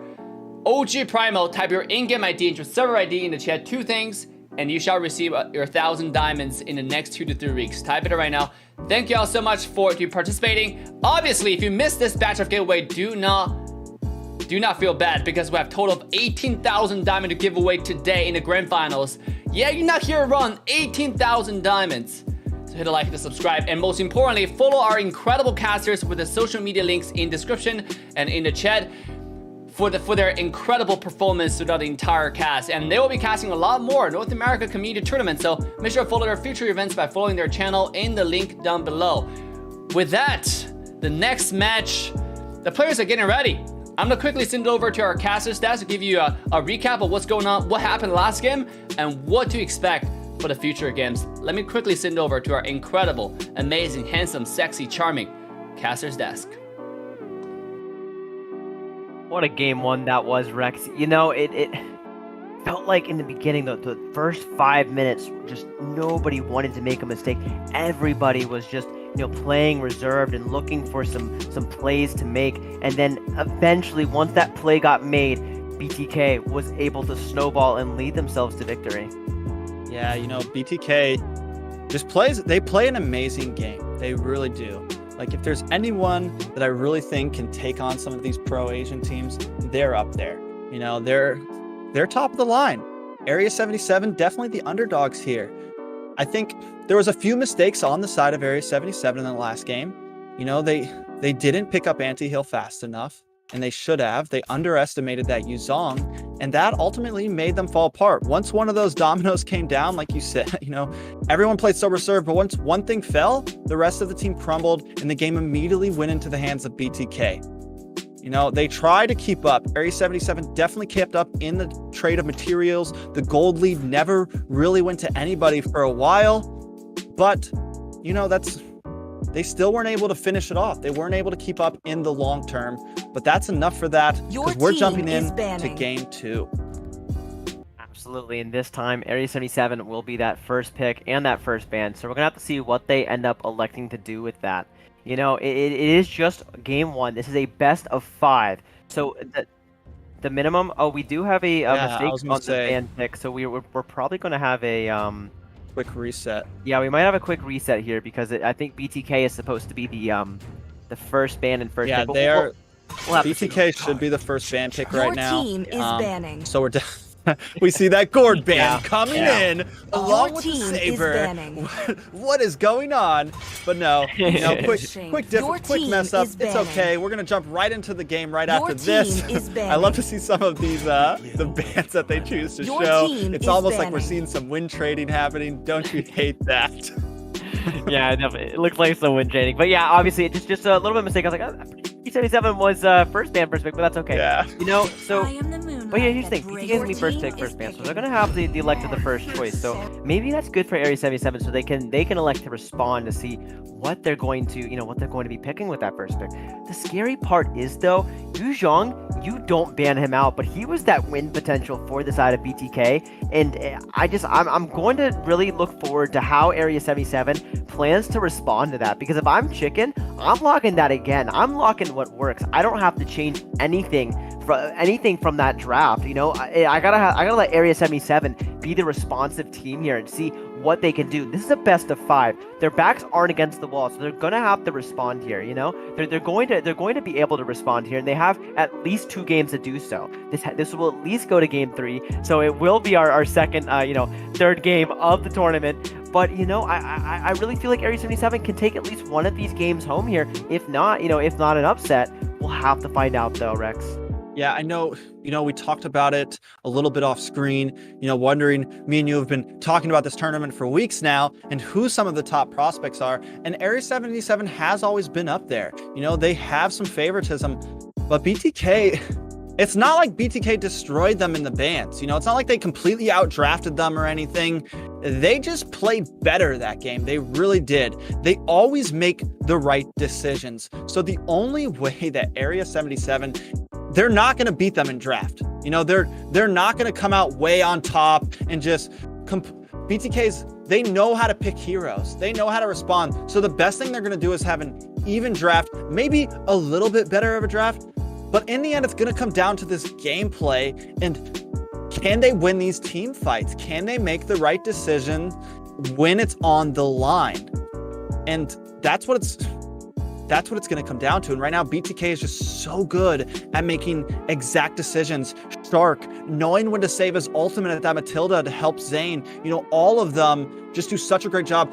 All of them constantly coming up in each game. Fried Chicken getting the MVP in my view by that game. But in past games, Moba Zanes, and in other games, Shark, all of them carry their weight. Absolutely, and I think we're going to be getting into those ban picks in just a moment here because it feels like the players have finally selected and they will be able to, restart that game. But yeah, it really has been, it's been insane, the level that BTK is bringing. And we saw how strong Area 77 looked yesterday. After that one slip up with Jax, we saw what they were able to do. And, they had an absolute stomp. It was 22 flawless towers, maybe 16-5 flawless towers. It was an absolute stomp from the side of Area 77. So we know they have that potential to go up against BTK. We're just gonna have to see if they're going to be able to apply it, because BTK is if you give them an inch, and this is why we're talking about it's the game of inches, they are gonna go the whole 9 yards. This team is insane. And it just like an anaconda, they will be constricting their prey, and it's every single slight mistake they make, they're going to capitalize on that, and they're going to push forward. And it just truly shows us why they are NA's favorite right now. Yeah, it just seems like no team is ever able to really get a huge lead on BTK right now. And like you just said, once BTK gets 1,000 gold ahead, they just take off. Then it's 2,000, then it's 3,000, then all your inhibitors are gone, they're stealing Lord, and it's over. No, we haven't seen a single team yet able to get a huge lead on them and put them in the corner. And I kind of want to see how BTK plays against the ropes.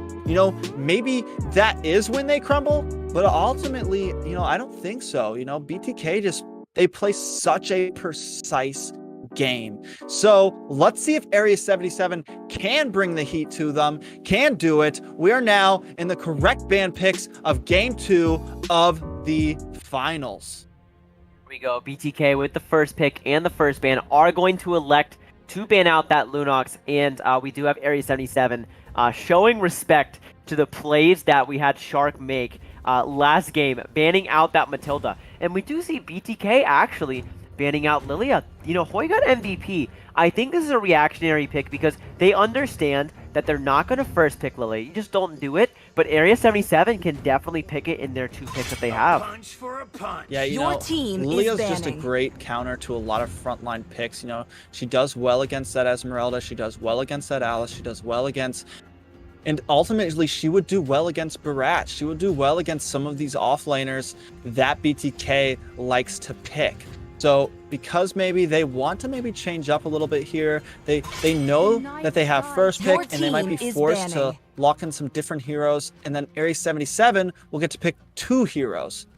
So they might lose some of those picks that they normally would want. So let's get this Lilia out of here. I'm thinking we might see a slightly different composition than what we saw last time. And that's why we love these teams. They're going to consistently give us a new game. I'm wondering what this last ban is going to be from on the side of Area 77, though. We'll find out in just a second. It's most likely going to be Exborg, what we've seen them do or again Roger. and again. And they are starting to debate it, and I think that's what they're debating. Hey, we can ban Exborg here, but look, if we don't ban any marksmen, we're leaving Mobazane completely open in first pick, which you know he loves.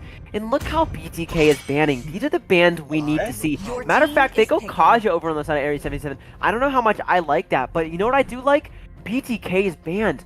Lunox, Lilia, Esmeralda, these are not the most common bans that you see, but they ban them out because they're just so strong over on the side of Area 77. And look, you know, BTK has banned it out every single game. It is the Phobius, and now they're first picking it. Area 77 may have let that one slip, maybe assuming BTK would have banned it out, but that's what they elect the first pick, and I love this first pick. We do have a response very quickly by selecting their jungler with Roger, and we do see the export, the player they don't want to leave open. We have that Popol and Koopa over on the side of Shark, which will be able to grant them vision to find out where this Roger's going to be at. Yeah, I'm wondering if Hugh's going to lock in this Eve here. We've seen the combination between Phobius and Eve, and we know Eve's open right now. Instead, choice Farza. But, you know, also another zoning hero is going to pair great with this Phobius.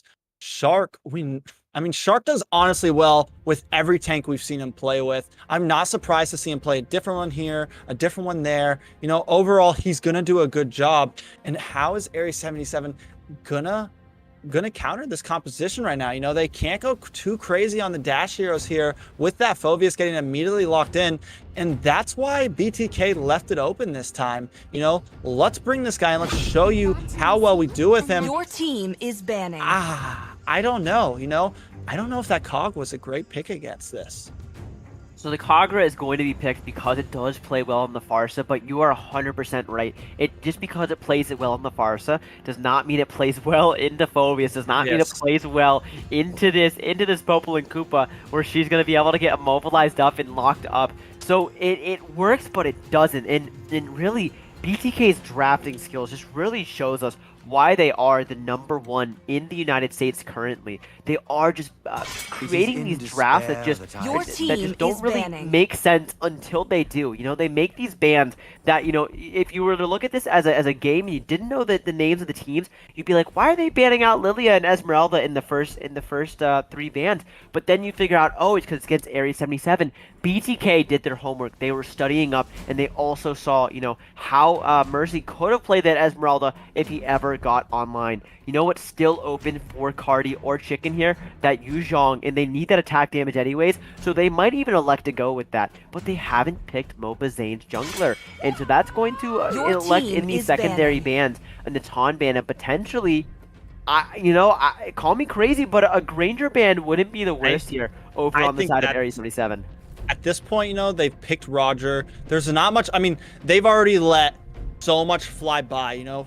They have this Phobius, they have this Farza, they have this Popo. It's like, we're not going to try to pick apart Cardi, you know, at this point. We have one ban left. I really think that we're going to see a Granger ban here, and there it is. Your team is banning. I think that's, we finally get to see Mobazane play something we haven't seen him play yet. And I'm wondering what his answer to this is going to be. And I think a lot of people have been questioning it. You know, they finally have kind of choked out Mobazane a little bit here. You know, will he pick YSS? Will he pick Claude? Will he pick another marksman?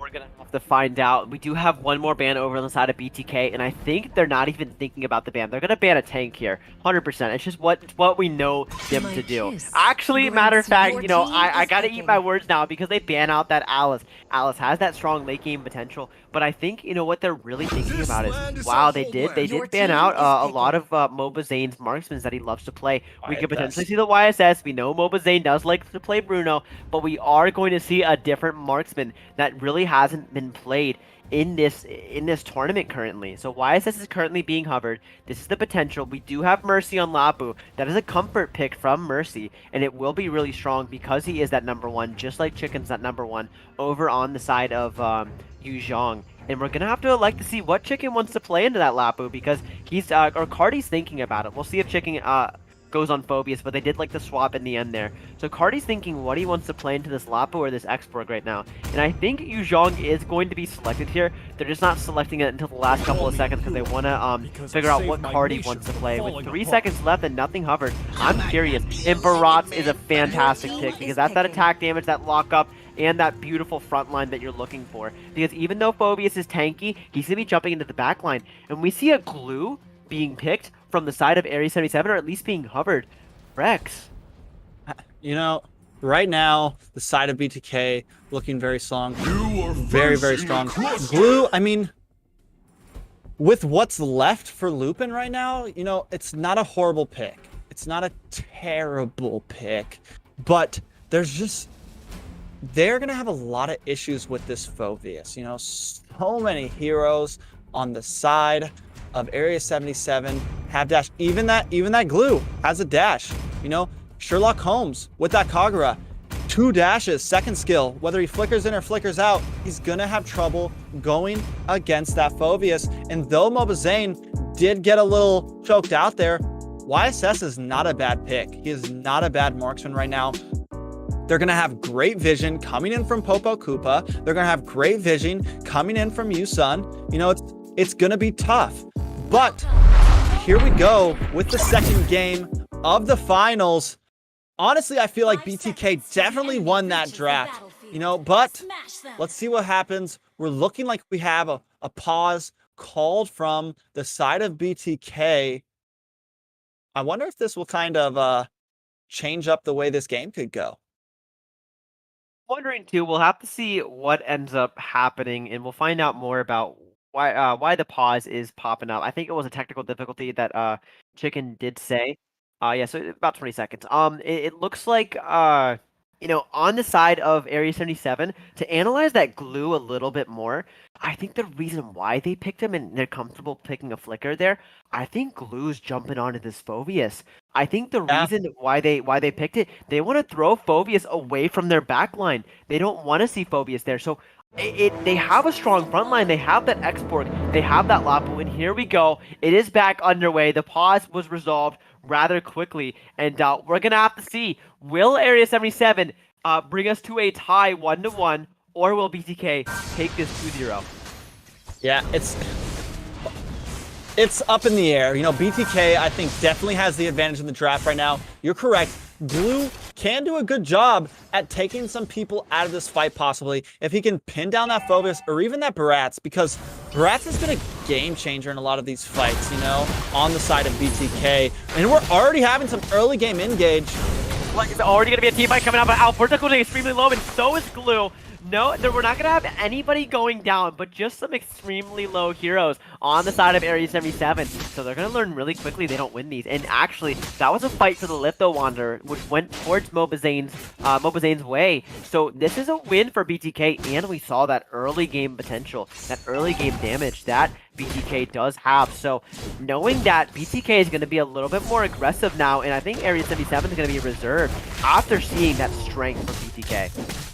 Yeah, and I don't, you know, even though YSS is a great pick, I don't think this is super comfortable for Mobazane. You know, I think Mobazane's an amazing player, one of the best in America, honestly, as a jungler, but I don't know if this is going to be comfy for him, and I think this could be a possible advantage of Area 77 just because of that. I'm watching him, you know, move through the jungle a little bit, and he's definitely not as quick moving through as he usually is. And maybe it's the hero, maybe it's him not being as good with this hero. Either way, he's definitely moving a little bit slower than what we typically see. But like we've talked about before, it doesn't matter about Mobazane. BTK's whole team are ready to carry, any one of them ready to step into that position when they need to. Area 77 needs to be able to do the same thing. Back doing the same thing. We do have a solo kill on the bot side. Export taking the first blood on the party, which is going to proc the team fight. Mercy popping his ultimate, but so is Sparta. Jumping onto Mercy, but Mercy's able to secure it onto the Phobius. And actually, nobody's gone down for us out of Area 77. So this is an absolute win, 1,000 goldies, which is going to proc this turtle starting to go down. And you can see where the discomfort on Zane's YSS pick is really going to start to shine. He is going to elect to try to get the steal out, but Alberto is going to be able to retry that. And that is what we needed to see for Area 77 if they want to answer back in this tournament. Yeah, definitely a great answer from Area 77. Playing a good game right now. Low skill player. Going down extremely low, but was able to find a pick of his own and is able. The sidesteps are absolutely beautiful from low skill player. He's 2-0. just having a field day with Cardi's Barats right now. And what a fantastic answer from Area 77. Almost a 2,000 gold lead, but mlbb does not want to let this get any worse than it already is. He's looking to make some plays, running around the jungle, and we know how responsive BTK is. If Farsa was just able to lock on to that X-Borg, it wouldn't have been as bad, but we gotta give props to X-Borg for holding on to his, holding on for dear life there. Yeah, I think it was a really bad play off the beginning for BTK to put Barats up against this X-Borg. You know, he completely ignores, he's gonna completely ignore all the defense boost that Barats gets from his passive with the true damage that X-Borg deals. You know, once he heats you up, the damage he's going to start doing to you is getting through. It doesn't matter about Barats' passive at all. Luckily, BTK understanding this now and switching lanes, putting Phoveus in the bottom. Definitely a much better spot, but low skill player already kind of where he needs to be. He secured 2 kills. He just locked in his War Axe, and now Roger rotating down to help out. Absolutely, Roger is rotating down, but oh, look at the Phoveus. He's trying to flicker away and is not going to be able to. Potentially a double kill for Phoveus, but regardless, it was a 2v1 dive, and BTK spamming those recalls that we know they love to do. He said, hey, listen, we're going to get in your head a little bit, but look, he spams the recalls and Karma strikes back because Kagura jumps onto him. We got a team fight jumping into the top side. Glue and Mercy get down extremely low, but here comes Alberto jumping onto Cardi, but here comes the Farsa ultimate. We have YSS able to secure that kill on the Glue, so BTK answers with one of their own, and this might be a turtle going down for BTK. Yeah, you know, and there goes the arrogance, though. Sometimes you... Phoveus, if you just would have went back to tower instead of spawning recall a couple times, trying to show off, he would have never got picked off. And though BTK able to get a little bit of material on top, take 2 kills, they are still behind right now. And if Area 77 can keep this up, they can keep the lead. Down goes. Damage. We have potentially a double kill, and he says, listen, chicken, you can 2v1, I can 3v1, because I'm going to take out mlbb, I'm going to take out Cardi, and they're answering back. And listen, Area 77 isn't dissatisfied with that. They said, listen, chicken, you can get away with recalling on Gosu, but not us, because we're going to be diving you right now, and we're going to have to see what Chicken can do in response. This is a 1v4, so he should be going down here. He's getting down extremely low, and then exactly, look at the Glue blocking him up. He is able to find that pick onto Phoveus, but you know what? Area 77 jumping a little bit overextended, but they are going to be able to disengage off that. Yeah, knowing exactly, we got our pick, we did our job, let's get out of here.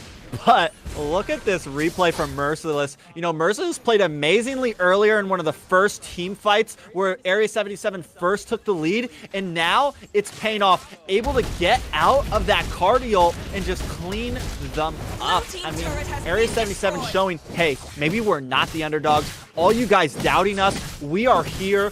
We want to take game 2. Absolutely. It looks like they are in the driver's seat to take this game 2. Up about 2,000 gold now, which is a pretty significant lead in the first 6 minutes. And a lead we should be seeing again in this Pro League play. We are seeing Area 77 getting a little bit low here, so that potentially is going to be a turtle priority for the side of BTK. But BTK has other plans in mind. They see Merciless is up here, and we do have mlbb hiding in the bushes. Is going to elect to just go farm and get ready for this turtle, though, however. Yeah, he needs to farm right now. For one of the first times in a game against BTK, we see BTK's jungler with more deaths than Alberto, with the opposite team's jungle, Alberto, in this early in the game. You know, and that might be the advantage that Area 77 needs. And right now, both of the sidelines of BTK also not doing amazing. Absolutely, and it looks like another team fight's about to come our ways, because we do have X-Borg pressuring extremely hard. mlbb is completely pushed out. It might be going down here. He has 1 health. He's going to go down. X-Borg's able to find a pick, and Roger's able to secure the turtle. But Area 77 is going to find even more, because we have X-Borg grabbing that double kill onto the Popo and Google, but Phoveus able to answer one of his own, but actually just the immortality onto that Borg. Borg still has 2 more lives left, and Lapo finding a pick of his own onto that Farsa. Maybe potentially going to be 4 here, because Chicken's going extremely low. Almost a team wipe from BTK. Area 77 securing the turtle. 4,000 gold lead, Rex. That is, you know, and that is what we've wanted to see. Area 77 showing up, and right there, that last Insanity, that ultimate coming in from low skill player was just timed and played so well. You know, we talked about Area 77 needing to step up their team fights, and that's what they're doing here. They're using their mechanics to their best of their ability. Low skill player coming right into the back line and then also being able to finish off Mobazane with the final flicker, making sure he made that last Insanity ultimate pay off. Speaking of back lines, it looks like skill player is hungry for more. He is going to be able to secure that mid tower, which is going to be an insane vision increase for the side of Area 77. And just look how scared BTK was playing there. They couldn't answer to they can't answer to this X-Borg that has multiple lives. He already built that immortality. He has his Borax online. So it's extremely hard for BTK to sort of regain the momentum that they had. This is a 5,000 gold lead in the first 9 minutes here. We're going to have to see how BTK is going to be able to answer, because they have been able to answer time and time again. We have not seen them drop a single game this entire tournament, whereas Area 77, they dropped one against Gen X. I mean, I know there's still a lot of people saying BTK still got this game, BTK. But the thing is Area 77, for the first time in this whole tournament history, has BTK in a place they have not been at yet. BTK has their backs against the wall. But then again, BTK still choosing to play aggressive, and maybe it will pay off, maybe it won't. We are at the 10-minute mark, a 5,000 gold deficit coming from BTK, and Lord is up. Will Area 77 choose to be patient, wait for the 12-minute mark to maybe get this Super Lord in, maybe get a little bit more of an advantage, or do they want to secure it right now? Find out, but I think it's the latter, because Area 77 understands they have a lead and they understand how to snowball. They're up 5,000 right now. This is the lead. This is the chance you get against BTK. And here we go. That Lord's going down to half health. So BTK, it's do or die now if you want to get back into the second game. This Lord is going down to 9,000 health, but so is Blue. Blue's extremely low. We do have Cardi grabbing Alberto, but we did have a Purify, and Roger's able to secure this Lord. But I don't know if they're going to be able to win the team fight, because we do have Glue going down extremely low and actually going down. And matter of fact, Mercy's a little overextended here, so they are going to lose 2 players on the side of Area 77. So that is a small win for BTK. However, Area 77 is able to secure that Lord, so that might increase their tower pressure here. As I say this, hang on now. We do have Cardi going extremely close to the Alberto, but Alberto is going to elect to disengage. You know, definitely, I feel like that was a slight comfort back for BTK, but overall, Area 77 did get the Lord there, you know? But we've seen this happen, and I'm having some memories of past games where a team, you know, lost a lot just for a Lord, and sometimes it's not always worth it. Area 77, I always say they're such disengagers, but right there, maybe they should have backed off. It's not like BTK was going to get the Lord. They probably could have got a Lord reset and saved themselves from not losing, but they do have Lord, and can they take advantage? They need to at least get one tower here. They need to, but BTK, look at them spread out. They don't want to lose any material. They're not too worried about that Lord. They don't want to put their whole team in the bot lane. Area 77, though, wanting to capitalize. Absolutely, and capitalize they will, because they will secure that mid turret. We'll see if they can find any inhibitors.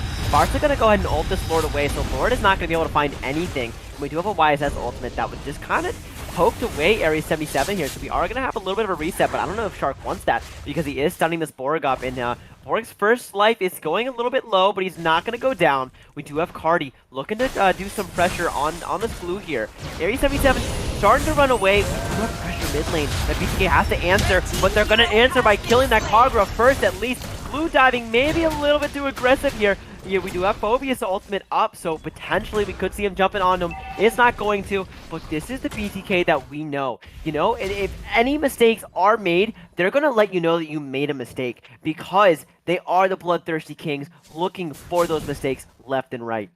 Yeah, the gold gap is getting a little bit smaller. We are seeing some more items come in, though. Sherlock Holmes just locking in that Necklace of Durance.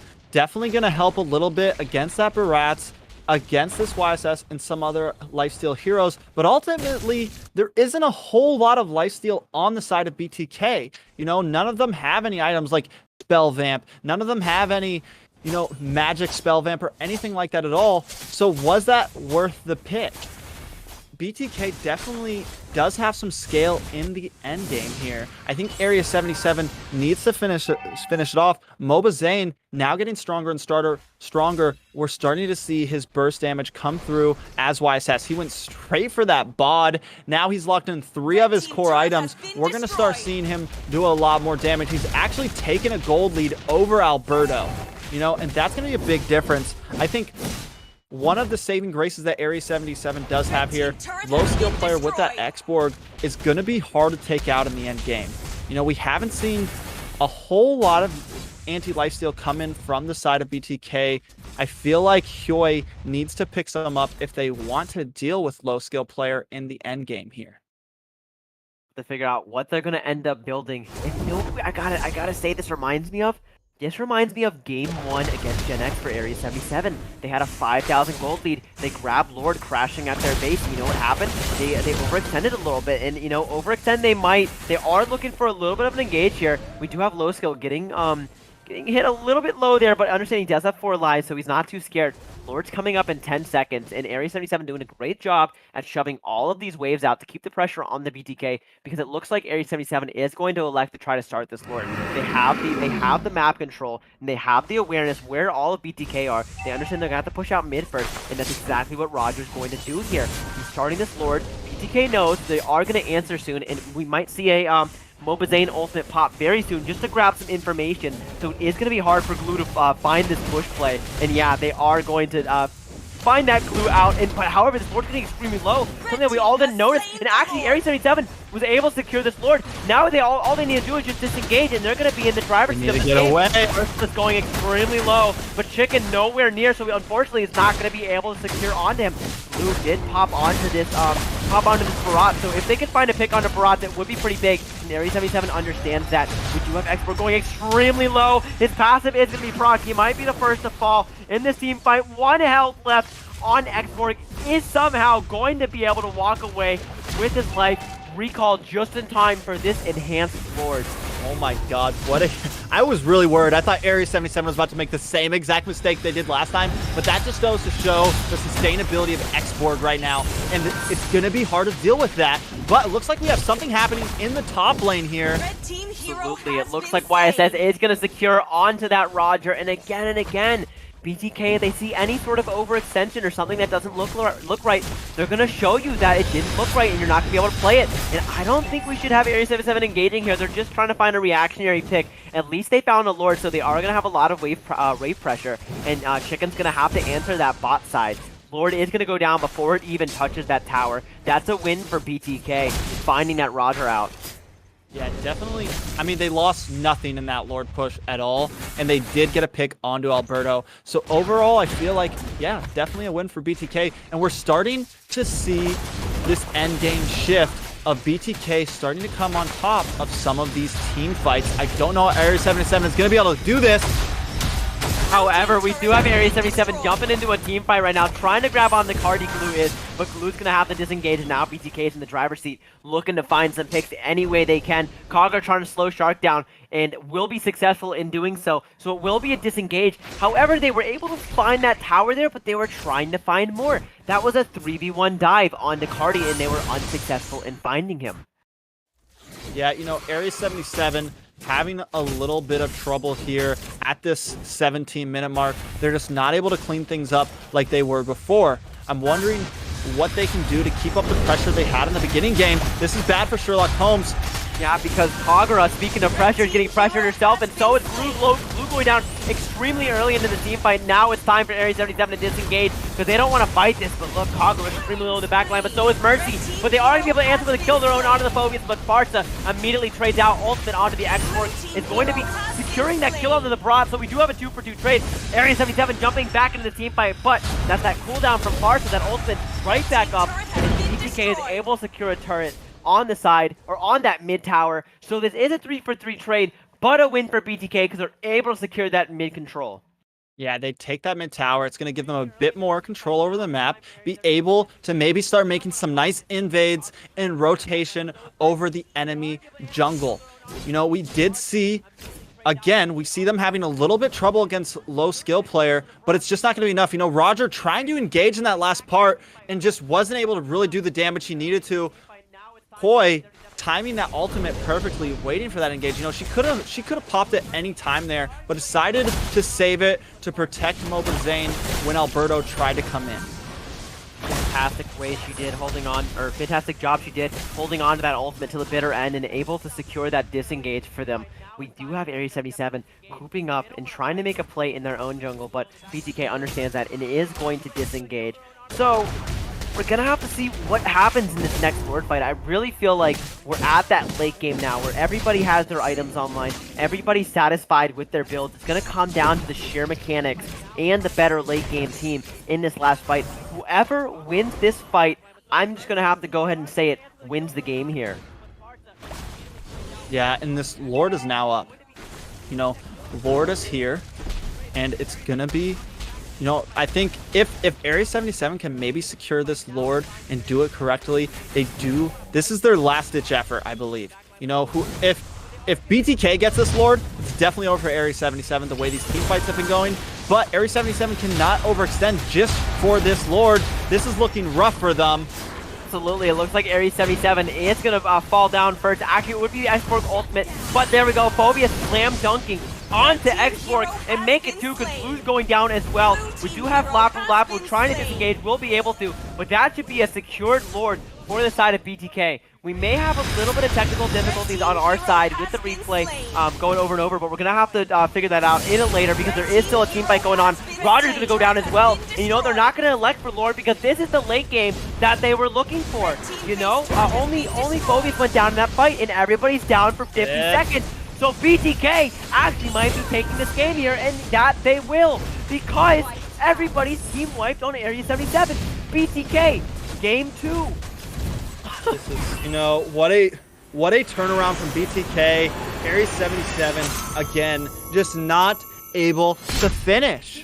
And you know, I talked about it before this game. We haven't seen BTK backed into a corner. We saw them backed into a corner, and they turned it around. They lasted, they survived 2 sieges, and then completely turned the game around. They were down so much gold, but it didn't matter. BTK coming out on top. Mobazane eventually scaling ahead of Alberto and just doing a great job at doing what he does best and doing that end game damage. You know, he picks these marksmen for a reason, and normally we see him with that Granger dominating in the beginning. I was a little worried about that YSS pick, but he showed off, secures the MVP throughout the game. Absolutely. You know, Mobazane just truly showing us why he is the best marksman in NA. He can play any marksman, whether it's the most meta or whether it's a lesser meta pick like this YSS was.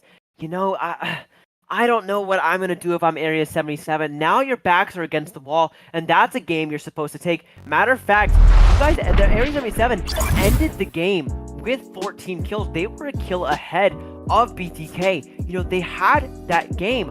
I just don't really know what happened. Just maybe a little bit of overextension every time they were taking that Lord, Rex. Yeah, I think they needed, you know, Area 70, again, they get outplayed. You know, there's those small decisions. And that's what, I mean, when the teams are even, when both teams have counters of other enemy heroes and things come down to it like that, it comes down to those quick decisions that you have to make on the fly. And that's why we love this game. You know, that's why we enjoy what we're doing, because every game's a little bit different. In Area 77, when they went for that Lord that first time, and we saw them not be able to do what they needed to do, they lost 2 heroes trying to get that first Lord, and we keep seeing them mess up on capturing these Lords. You know, they have such a huge advantage, and then they lose it because they just can't seem to secure these Lords correctly. They can't seem to get their fight mechanics right in the pit. Whereas BTK, being the seasoned veterans that they are, they're able to pull out on top. Even when it looks like they're behind, you know, they're able to come back, survive it, make sure that even though they lose Lord, they gain some sort of material and even the playing field, and they don't lose, man. Absolutely. You know, they really just kept their composure there. I'm speechless. Dave, what do you have to think about the match? Whew. Dude, I thought Area 77 got it. You know, the Lapu play and the Merciless play on the top lane was just godly. I mean, how can you compete with that? It's literally the silence from each team are just competing for the spotlight of the entire tournament. You know, you got Chicken with Yuzhong 1 versus 5. You got Merciless with the Lapu 1 versus 5. I mean, obviously I'm a little bit over exaggerating, but you got the point. It's literally just the silent. Now, obviously, towards the mid to late game, you can see Merciless wasn't able to find the correct flank. There's a little bit disconnect or miscommunication, I would say, from Area 77. They're not able to engage together, where BTK stayed composed, stayed calm. And then throughout the entire game, just like the caster was saying, Zane was farming the whole time. He was really, literally just farming, despite the fact he was 2,000 gold behind, 1,000 gold behind compared to Roger independently, and he was able to catch up. But guys, it's that time of the day for us to do the giveaway. That's right, one more time. This is it. We're going to draw 3 more lucky winners who get to take home 1,000 diamond each. That's right. Let me go ahead and quickly set it up. If you type NACT before I said start, you might type a little bit too early, because we have not yet started the giveaway. It's your time now to type hashtag NACT North America Community Tournament in the chat. Remember, you have to be a subscriber, so make sure to hit a like, subscribe, and turn the bell on to all notification bells in order to join the giveaway. We're gonna draw 3 lucky winners who can take home 1,000 diamond each. Now, most importantly, follow our incredible casters, as they've done an incredible job. And just a little bit side note, sorry for the technical issue just now. That was I wasn't able to switch back to the main scene for some reason, but we were able to get the problem solved eventually without crashing the stream, which is a really good job, really well done. So sorry about that. Hope you guys understand. At the same time, M3 North America Community Tournament, M3 North America Qualifier registration is now open. If you're looking to join the M3 as a North American team, if you think your team got what it takes to go against the big boys, the big dogs, against the entire world, across the world, yes, make sure to register with the link in description. With that, let's go ahead and draw our first winner. The first winner is Jeff On. Jeff On, congratulations, Jeff. Please type your in-game ID and server ID in the chat right now. Our moderators will take a screenshot and you shall receive your diamond within 2 to 3 weeks. Jeff On, congratulations. Type your server ID and your in-game ID. With that, let's draw the second winner of this batch. Is going to be Trevon Miller. Trevon Miller, congratulations, Trevon. Trevon, the Nightbot has now announced Trevon Miller as the second winner. Trevon, please type your server ID and your in-game ID. 2 information. Your in-game ID and your server ID.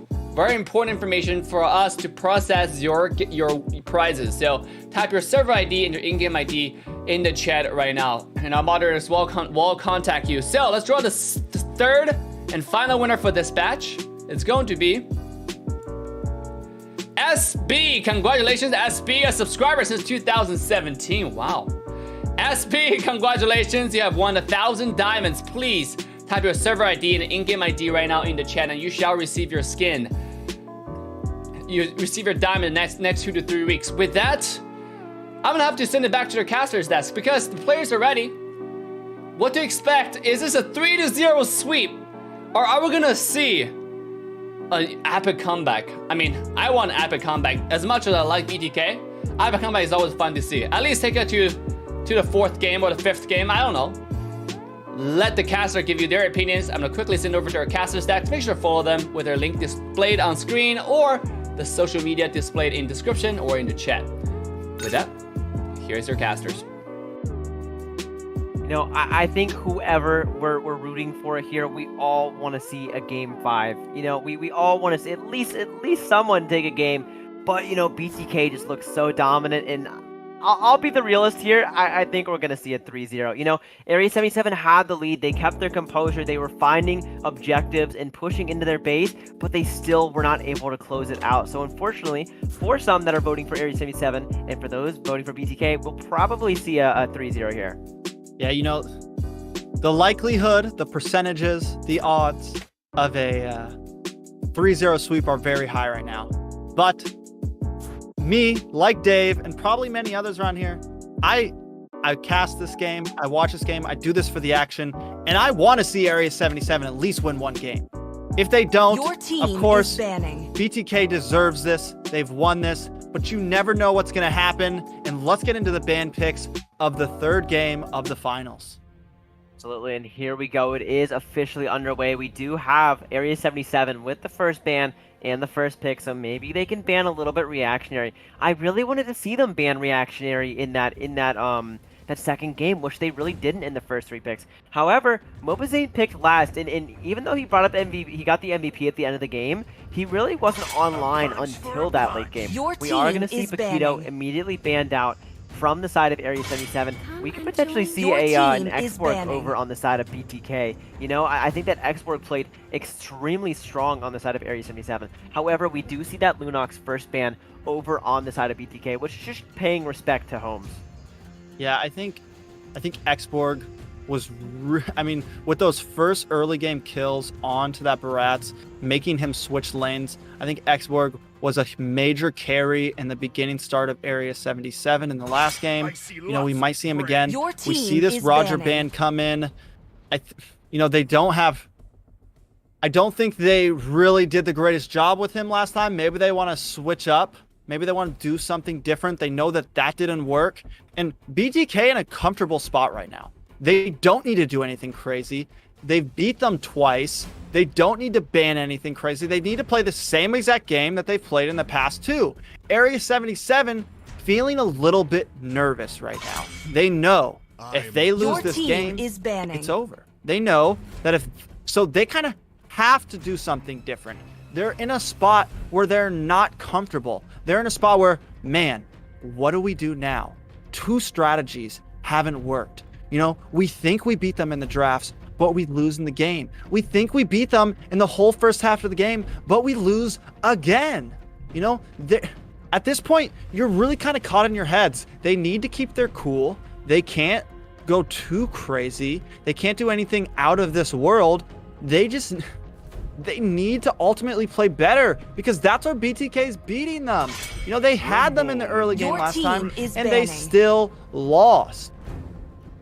Absolutely, and you know, I do love to see Area 77 making some reactionary bans, understanding they did not find success with that Roger, so they're going to go ahead and ban that out. And we also see a Phobias ban. You know, Phobias was extremely scary. He had a 2v1 where, you know, it really felt like he shouldn't have, but so did Lapu Lapu over on the side of Area 77, so I will give that to them. But I love the fact that they are not banning meta, they are banning reactionary to how last game went. They don't want to play Roger, and they definitely don't want Zane on Roger. We're going to have to see what Cardi elects to ban here. I would actually love to see an Xborg, because Xborg played fantastic last match. And, you know, if we don't see an Xborg ban here, I think we're going to see Area 77 immediately picking it up. We have a couple more seconds on that ban, and we have the Esmeralda ban locked. So I would be shocked if we don't see an Xborg first pick here. Yeah, definitely possibly an Xborg. Xborg did amazing last game. You know... But BTK not really ever... Matilda, also a nice pick. We don't want to give Matilda to Shark. We know how much of a monster Shark is with Matilda, but because of that pick, Cardi now locking in the Xborg, and Hoy now locking in the Lilia. Something we've seen Hoy do amazing with. Yeah, MVP in the first game. 0 kills. What, 14 assists? And what I can say from the side of BTK is they haven't really switched up their first 3 bans a whole lot in this final series, you know? And when you see a team doing that, you know, we talked about it in the very beginning of this tournament. We talked about teams constantly switching their bans and this and that. When you see a team that doesn't have to switch their bans, you know that they're in a good headset. You know that they feel comfortable. They're not exactly worried about any of your choice picks.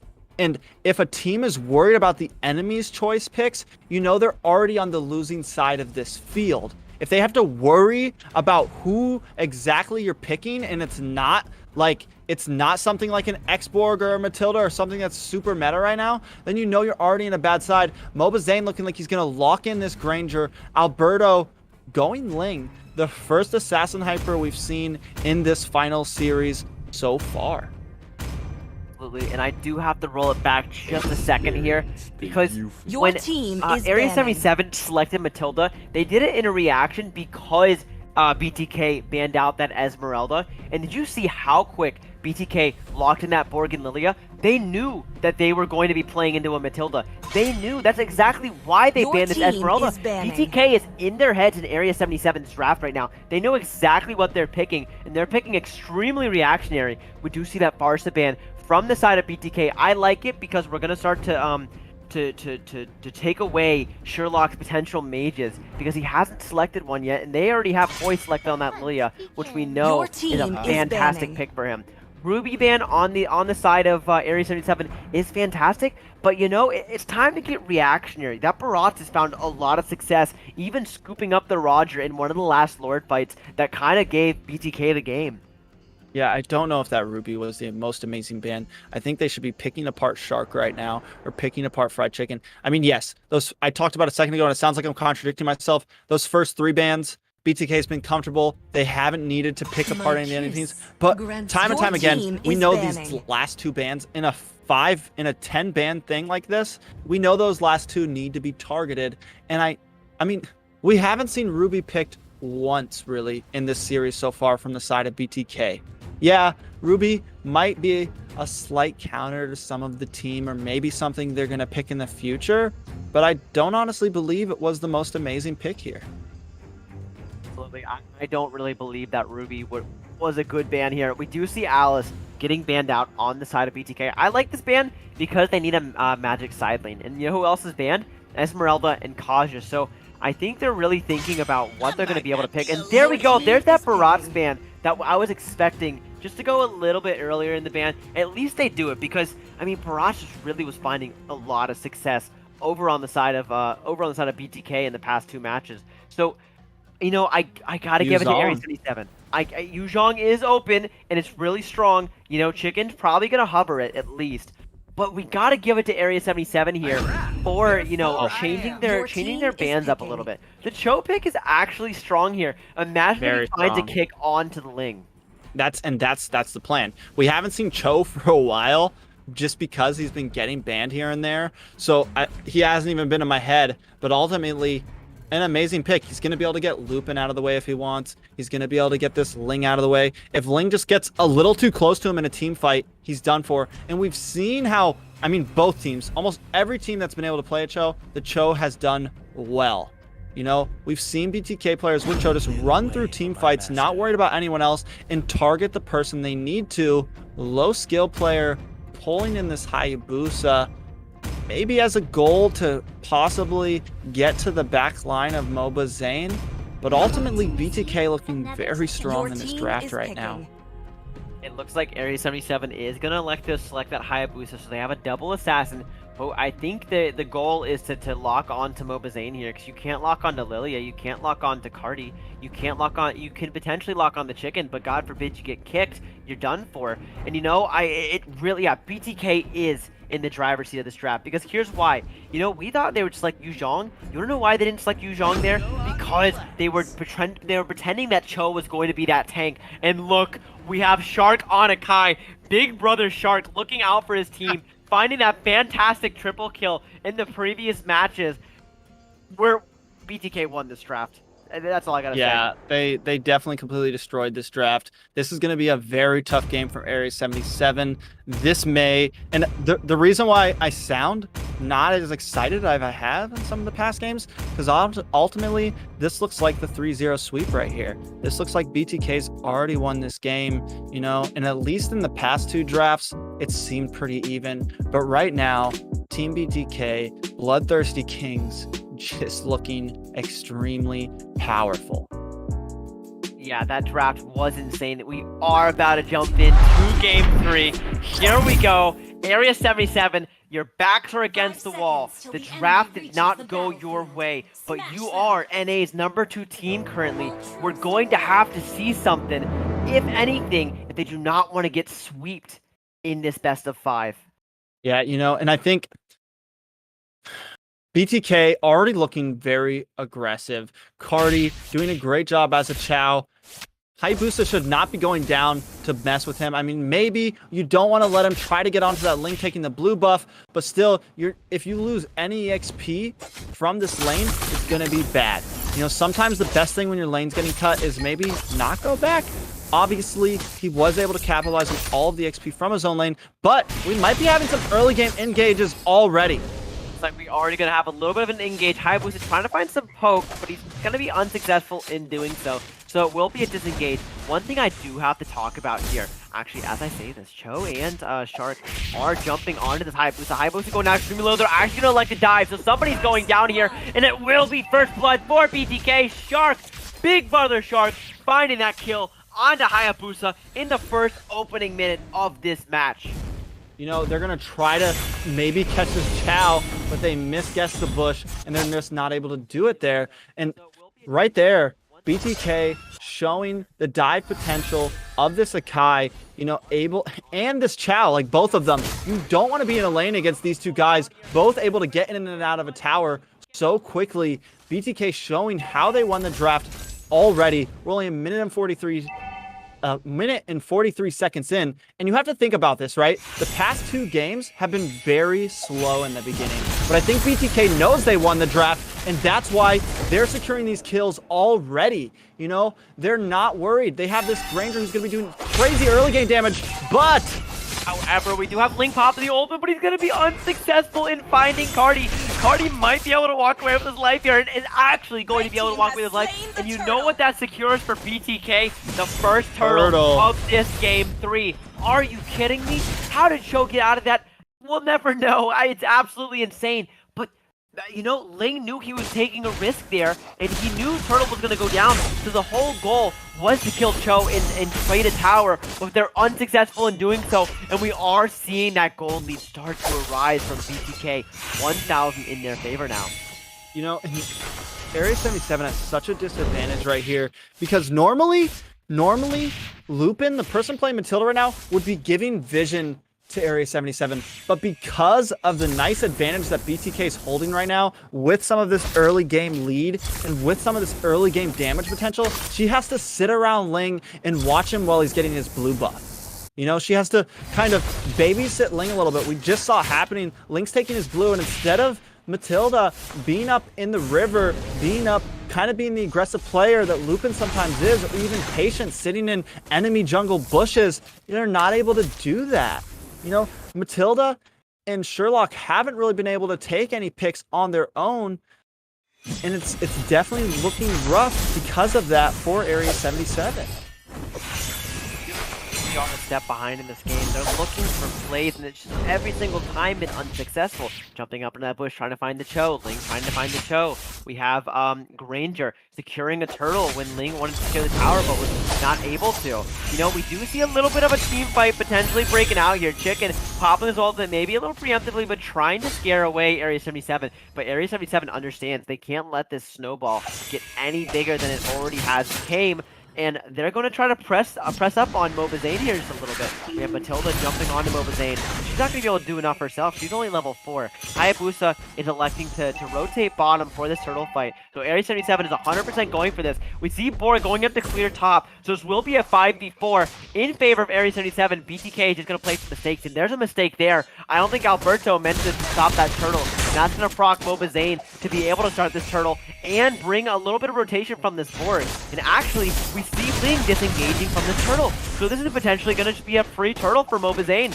Luckily, Area 77 was able to make the turtle have to disengage to go down. But this will be a turtle take for BTK. Completely uncontested. They're going to have to find this pick on the top side, which they're definitely jumping into it for. And Poor Chicken is looking extremely low my God, here. what a miss. Is he going to be able to get away? Actually, it's going to be a kill onto the X-Borg, and Ling barely gets away. That was but close. You're not grabbing that tower anytime soon, Area 77.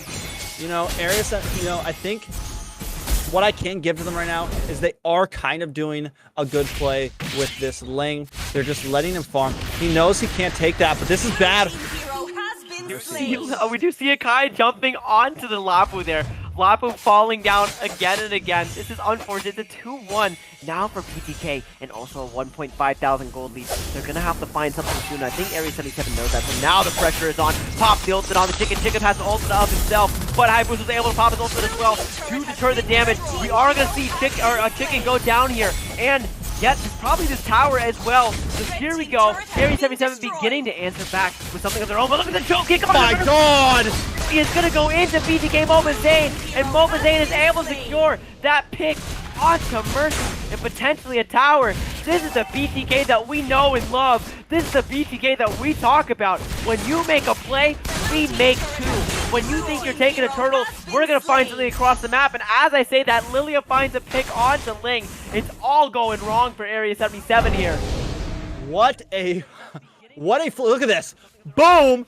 Flickers in. I mean, what a play from Cardi right there. And this is, BTK is in the zone right now. They know they have a lead, and they're going to keep up this aggressive push like we see them do so much. They don't want to be patient, you know, and they're just going to keep pushing. Area 77 is not in a good spot.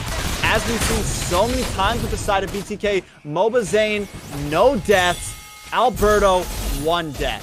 You know, the jungle is falling behind the side of Area 77, and that is not a position you want to be in with BTK. That is not a position you want to be in. This is where, you know, Area 77, the last time, the only reason why they were close to winning is because they had that early game. But when BTK gets this early game, they know how to take advantage of it. They're not going to mess up the Lord take. When that Lord pops up in 2 minutes here, it's going to be tough. Area 77 in a very bad spot. Maybe the only possible chance, if Ling can maybe rely on his team to hold back BTK, which I don't see happening. You know, maybe Ling can farm and get some possible steals. They also have this Hayabusa who can maybe get some split push on. That looks like it could be their only chance.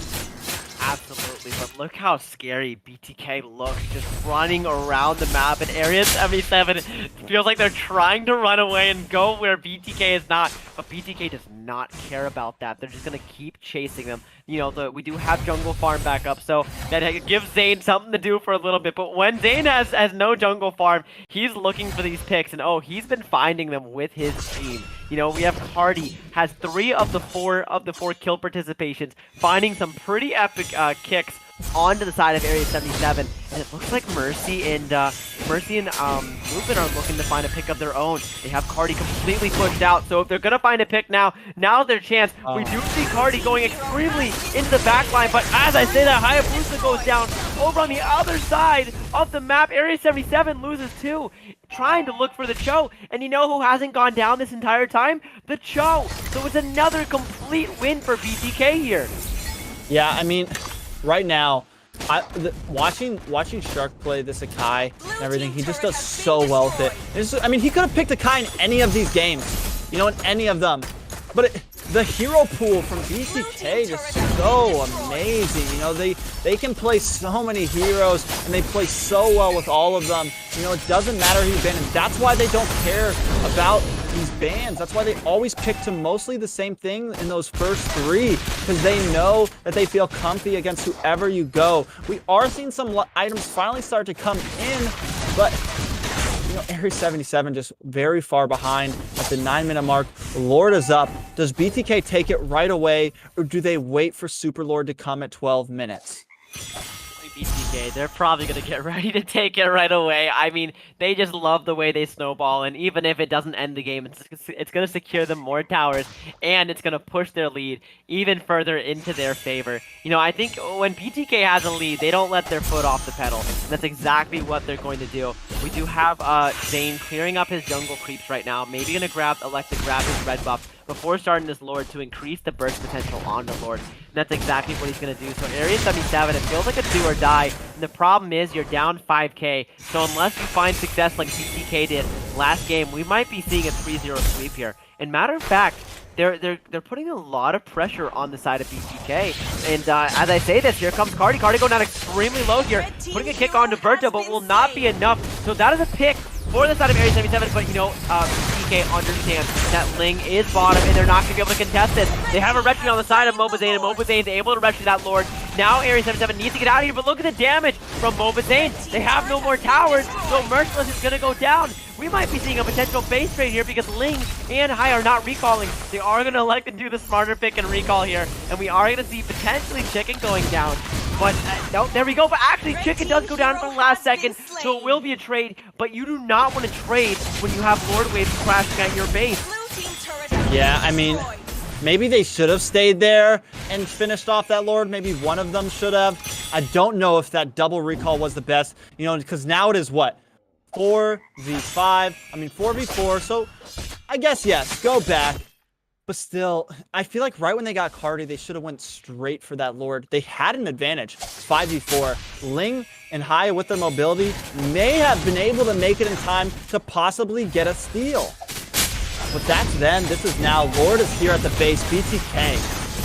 BTK looking to start this fight off, but you know who does start it off? We do have low skill player finding a pick on the Cardi in a solo fight. We look at BTK trying to grab any inhibitor tower we can. Look at the Shark ultimate onto the Conro. Conro gets picked off immediately by Mobazane. And look at Matilda all the way around the map. It's not going to be enough. The burst damage was there, but I don't think it'll be enough. Oh. Actually, Mobazane goes down. This is not the person you want to go down, and Lilia already popped the ultimate. So we do have a double kill on the side of Area 77. Alberto. We have the immortality being tossed on Shark.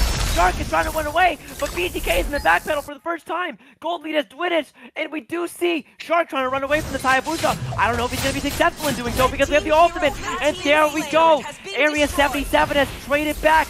Gold lead is gone. It is officially going to be probably 60-40, but you know, it feels like a 50-50 match again. Yeah, definitely a big comeback from Area 77. You know, this is what I've talked about with BTK. You know, after that Lord went down, they should have just taken their bottom inhibitor tower and backed off. And this is where I worry about seeing them going to M3. You know, you can't make those mistakes. You cannot make those mistakes because right here against a pro level team, I'm not saying Area 77 isn't pro level because they took advantage of that mistake. You know, BTK they should have been patient there. They should have taken their material and backed off, but because they got a little greedy, we see them almost a complete team wipe. Area 77 is now back in this game. Yes, Area 77 is still behind, still 2k gold behind, and many towers behind, but if BTK makes another mistake like that, the game could fall into the hands of Area 77. Look at some of this gold. You know, Ling now starting to come back and catch up to Granger. Absolutely, he's catching up. He's only about 1,000 gold down now. And it's crazy. This is why they picked that double assassin. They were able to have Ling capitalize and jump onto Mobazane, so Mobazane wasn't able to jump into this team fight. So Mobazane goes down. That's a 4th-year goal, but speaking of going down, we have a fantastic Cardi kick onto this Matilda. Matilda going down, but not if Berto has something to say about it. Not going to be able to kill this. Nice pick. Hayabusa ultimate is going to recall in their face. He's done for. He's done for. But at least they found the pick, I guess. Yeah, shut down onto the Hayabusa, unfortunately. So that is 2 going down for on Area 77. Yeah, I mean, both teams playing very aggressive right here. I don't know if if Hayabusa should have went for that pick. Maybe, you know, you couldn't get it. You guys couldn't take out fried chicken. Maybe back off. You know, it's just a side laner for a side laner ultimately. And I don't know if that was worth it. Area 77 finally gets a comeback here. They need to play smarter than BTK. You know, I keep talking about it. Area 7 just needs to play better. And if they can play smart, that's their only opportunity. Let BTK mess up because you can't make any mistakes in the position you're down in. But Lord is back up. Can Area 77 maybe get a secure onto it for once? We'll have to find out, but you know, look at Cho and look at Granger in the top side, just continuing the pressure onto Area 77. Somebody has to answer that, and Lord's all the way across the map. And look, see, look at that mobility from Granger, already pressuring towards that Lord wave. We have Cardi hiding in the bushes. I don't know if low skill player knows this. We're gonna find out soon enough. But oh my goodness, Area 77 all the way hidden in this bush, potentially looking to go for a steal here. I don't know if BTK is going to be able to check this. They have no shot of knowing that he did this push, so he is going to look to make a play here. We're going to have to find out and see what happens. Here comes Lupin. They didn't realize he was going to be there, and Mobazane's completely pushed out of this Lord pit. We do have Conro finding the pick on Cardi. Oh my god, Big Brother Shark finding Ling to just gets the kill. The Lord for the turn going extremely low here. Now BTK is in the driver's seat. Double kill for Granger. Matilda trying to find any first damage. Triple kill will not be enough. And we do have Conro actually finding a pick onto Lilia, but it's not going to be enough. Potentially a Maniac for Mobazane. We do have a Maniac, and low skill player has to recall now because they're not interested in the Lord. They're interested in a 3-0 sweep, which they're most likely going to do. All Hayabusa can do is hold away. Will it be enough? That minion's going down extremely low, but so is Hayabusa. Hayabusa goes down. It's a complete team wipe, and BTK is going to take this game. Wait, we have some minions. Sweep. 3-0 sweep. This is it. BTK winning the grand finals of this tournament. Give it up to them.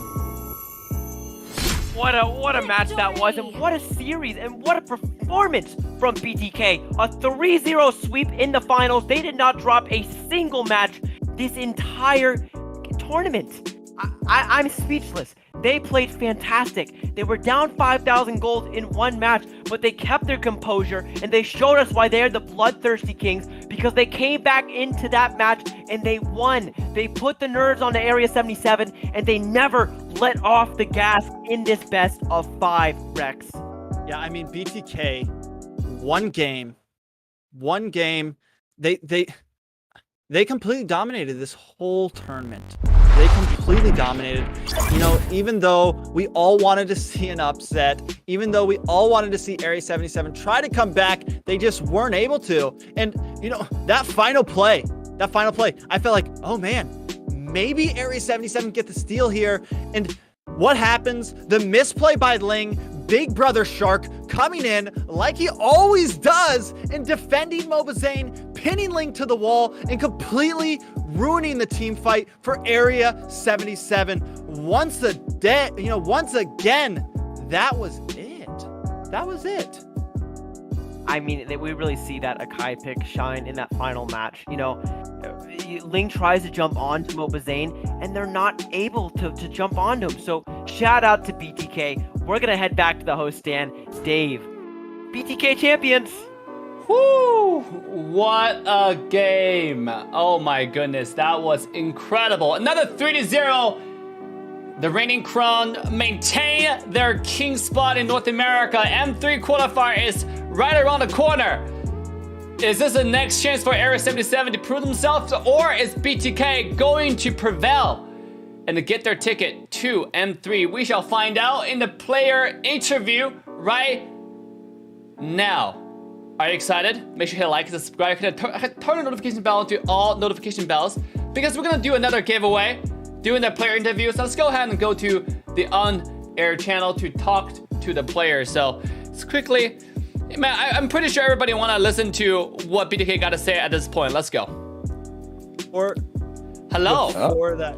Oh. Hello. What's up, chicken? Cardi, you still muted?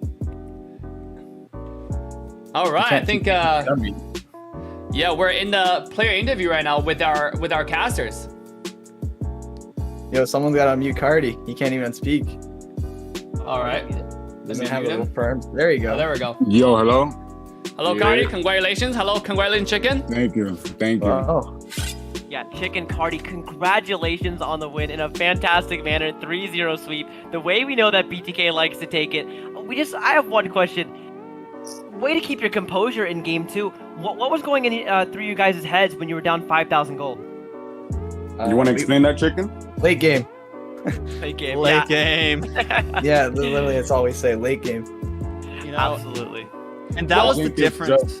It's just the experience, and we're confident in ourselves.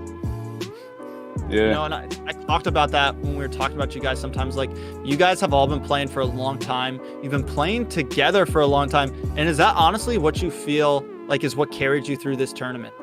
It carried us through life. We're a family. BTK, we're a family company. Family company. We're a family company. Always remember that. Wait, how old are you again? Carries through life. Cardi. I'm 20. Yes, sir. With those life statement, nice, dude. I mean, I gotta say, how are you feeling playing on the Barats? Because they it seems like a lot of your cover picks got taken away. The game 3 like we saw. basically, Yeah. I had to take one for the team, basically. I had to step down and be a team player. Yeah, true. Dave, basically what I'm saying, Dave, is that I had my fun in NACC, so now I'm chilling. You feel me? Yeah. I feel you. I mean, that was pretty good. So I'm impressed. Wait, hold on. First of all, I want to say thank you for hosting this. The casters, great fucking job, especially since the last casters. Shout out to y'all. Yo, shout out to the BTK fans. I see y'all in the chat. Right on, man. I mean, you guys tore them apart, man. You guys tore everyone apart, and there was just nothing anyone could do against you. Yeah, quick question about M3. So is all BTK players able to go to M3? Like, are we gonna expect a BTK squad moving to SCA for this upcoming to represent North America? From now, the 5 original lineup? Yeah, only four so far. Maybe just 4. So who's not able to go? We. Okay. So Shark can go. Perhaps. That's nice. Perhaps.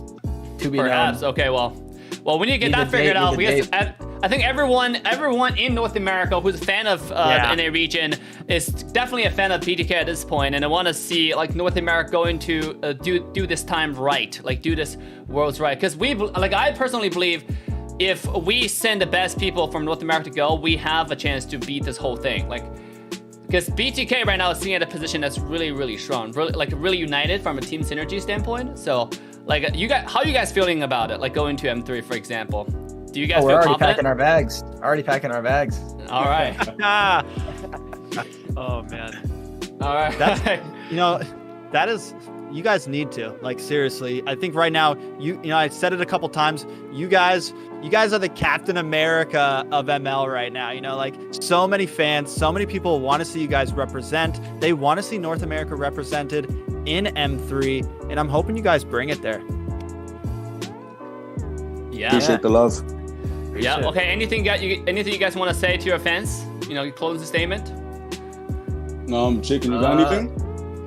Zane's taking a break from streaming. Stop asking about it. There.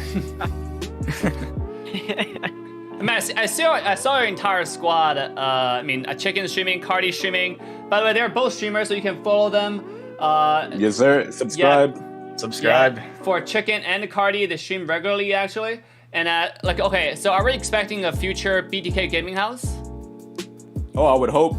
Me and Zane already met up. That's my best friend. That's a pipe dream right there. That's a start right there. Me and Zane meeting the 2 bosses of BTK, the founders. We built this shit from the start. You heard, Dave? I thought it was AE Shadow. Cardi. AE Shadow. Oh, that's OG. How long we've known each other, Dave? How long has it been? 5 years? Come on now. 4 years. 4 years. Yeah. Once again, congrats for the win, though. That was really good. That's a 6-time champion now, right? 5 for me and Zane, and we. Chicken and Shark, they won the last one. Yeah. So for Chicken and Shark is 6, and then for Cardi, Hui, BTK, and Zane's 5. We're representing. Yeah. This is the best in NA, guys. Coming to the M3. Stay tuned for the M3 qualifier. Once again, if you haven't signed up, go sign up with the link in the description. With that, thank you all so much for the incredible performance. You guys are amazing. That was good job. You. Congratulations for the win. And I'll be sending you information, asking for information shortly after this. So thanks. Yeah, shout out to 877. They had my dick hard tonight. All right, we totally talked about that. Yeah. All right, bye. All right, guys. So we're gonna do the giveaway. I'm gonna quickly. All right, guys. Let's go ahead and do the giveaway right now. We're gonna draw 3 more lucky winners who get a chance to win 1,000 diamond. You gotta take home right now. This is your chance. All right, to join the giveaway and to win 1,000 diamond each. All you have to do is type hashtag NACT in the chat. 1 time, do not type more than 1 time. Anti-spam is turned on. So if you type more than 1 time, you will be disqualified. So again, do not type more than 1 time. 1 time is more than enough. Thank you so much for your understanding and cooperation. NACT. Let's go ahead and draw our first winner of the last batch of giveaway. The winner is Jonathan Guterres. Jonathan, congratulations, Jonathan. Jonathan, we need your in-game name, we need your in-game ID and your server ID. Please type it in the chat. Jonathan, type your in-game ID and your server ID in the chat. You shall receive 1,000 diamonds within 2 to 3 weeks. Let's go ahead and draw our second winner for tonight. The second winner for tonight is going to be...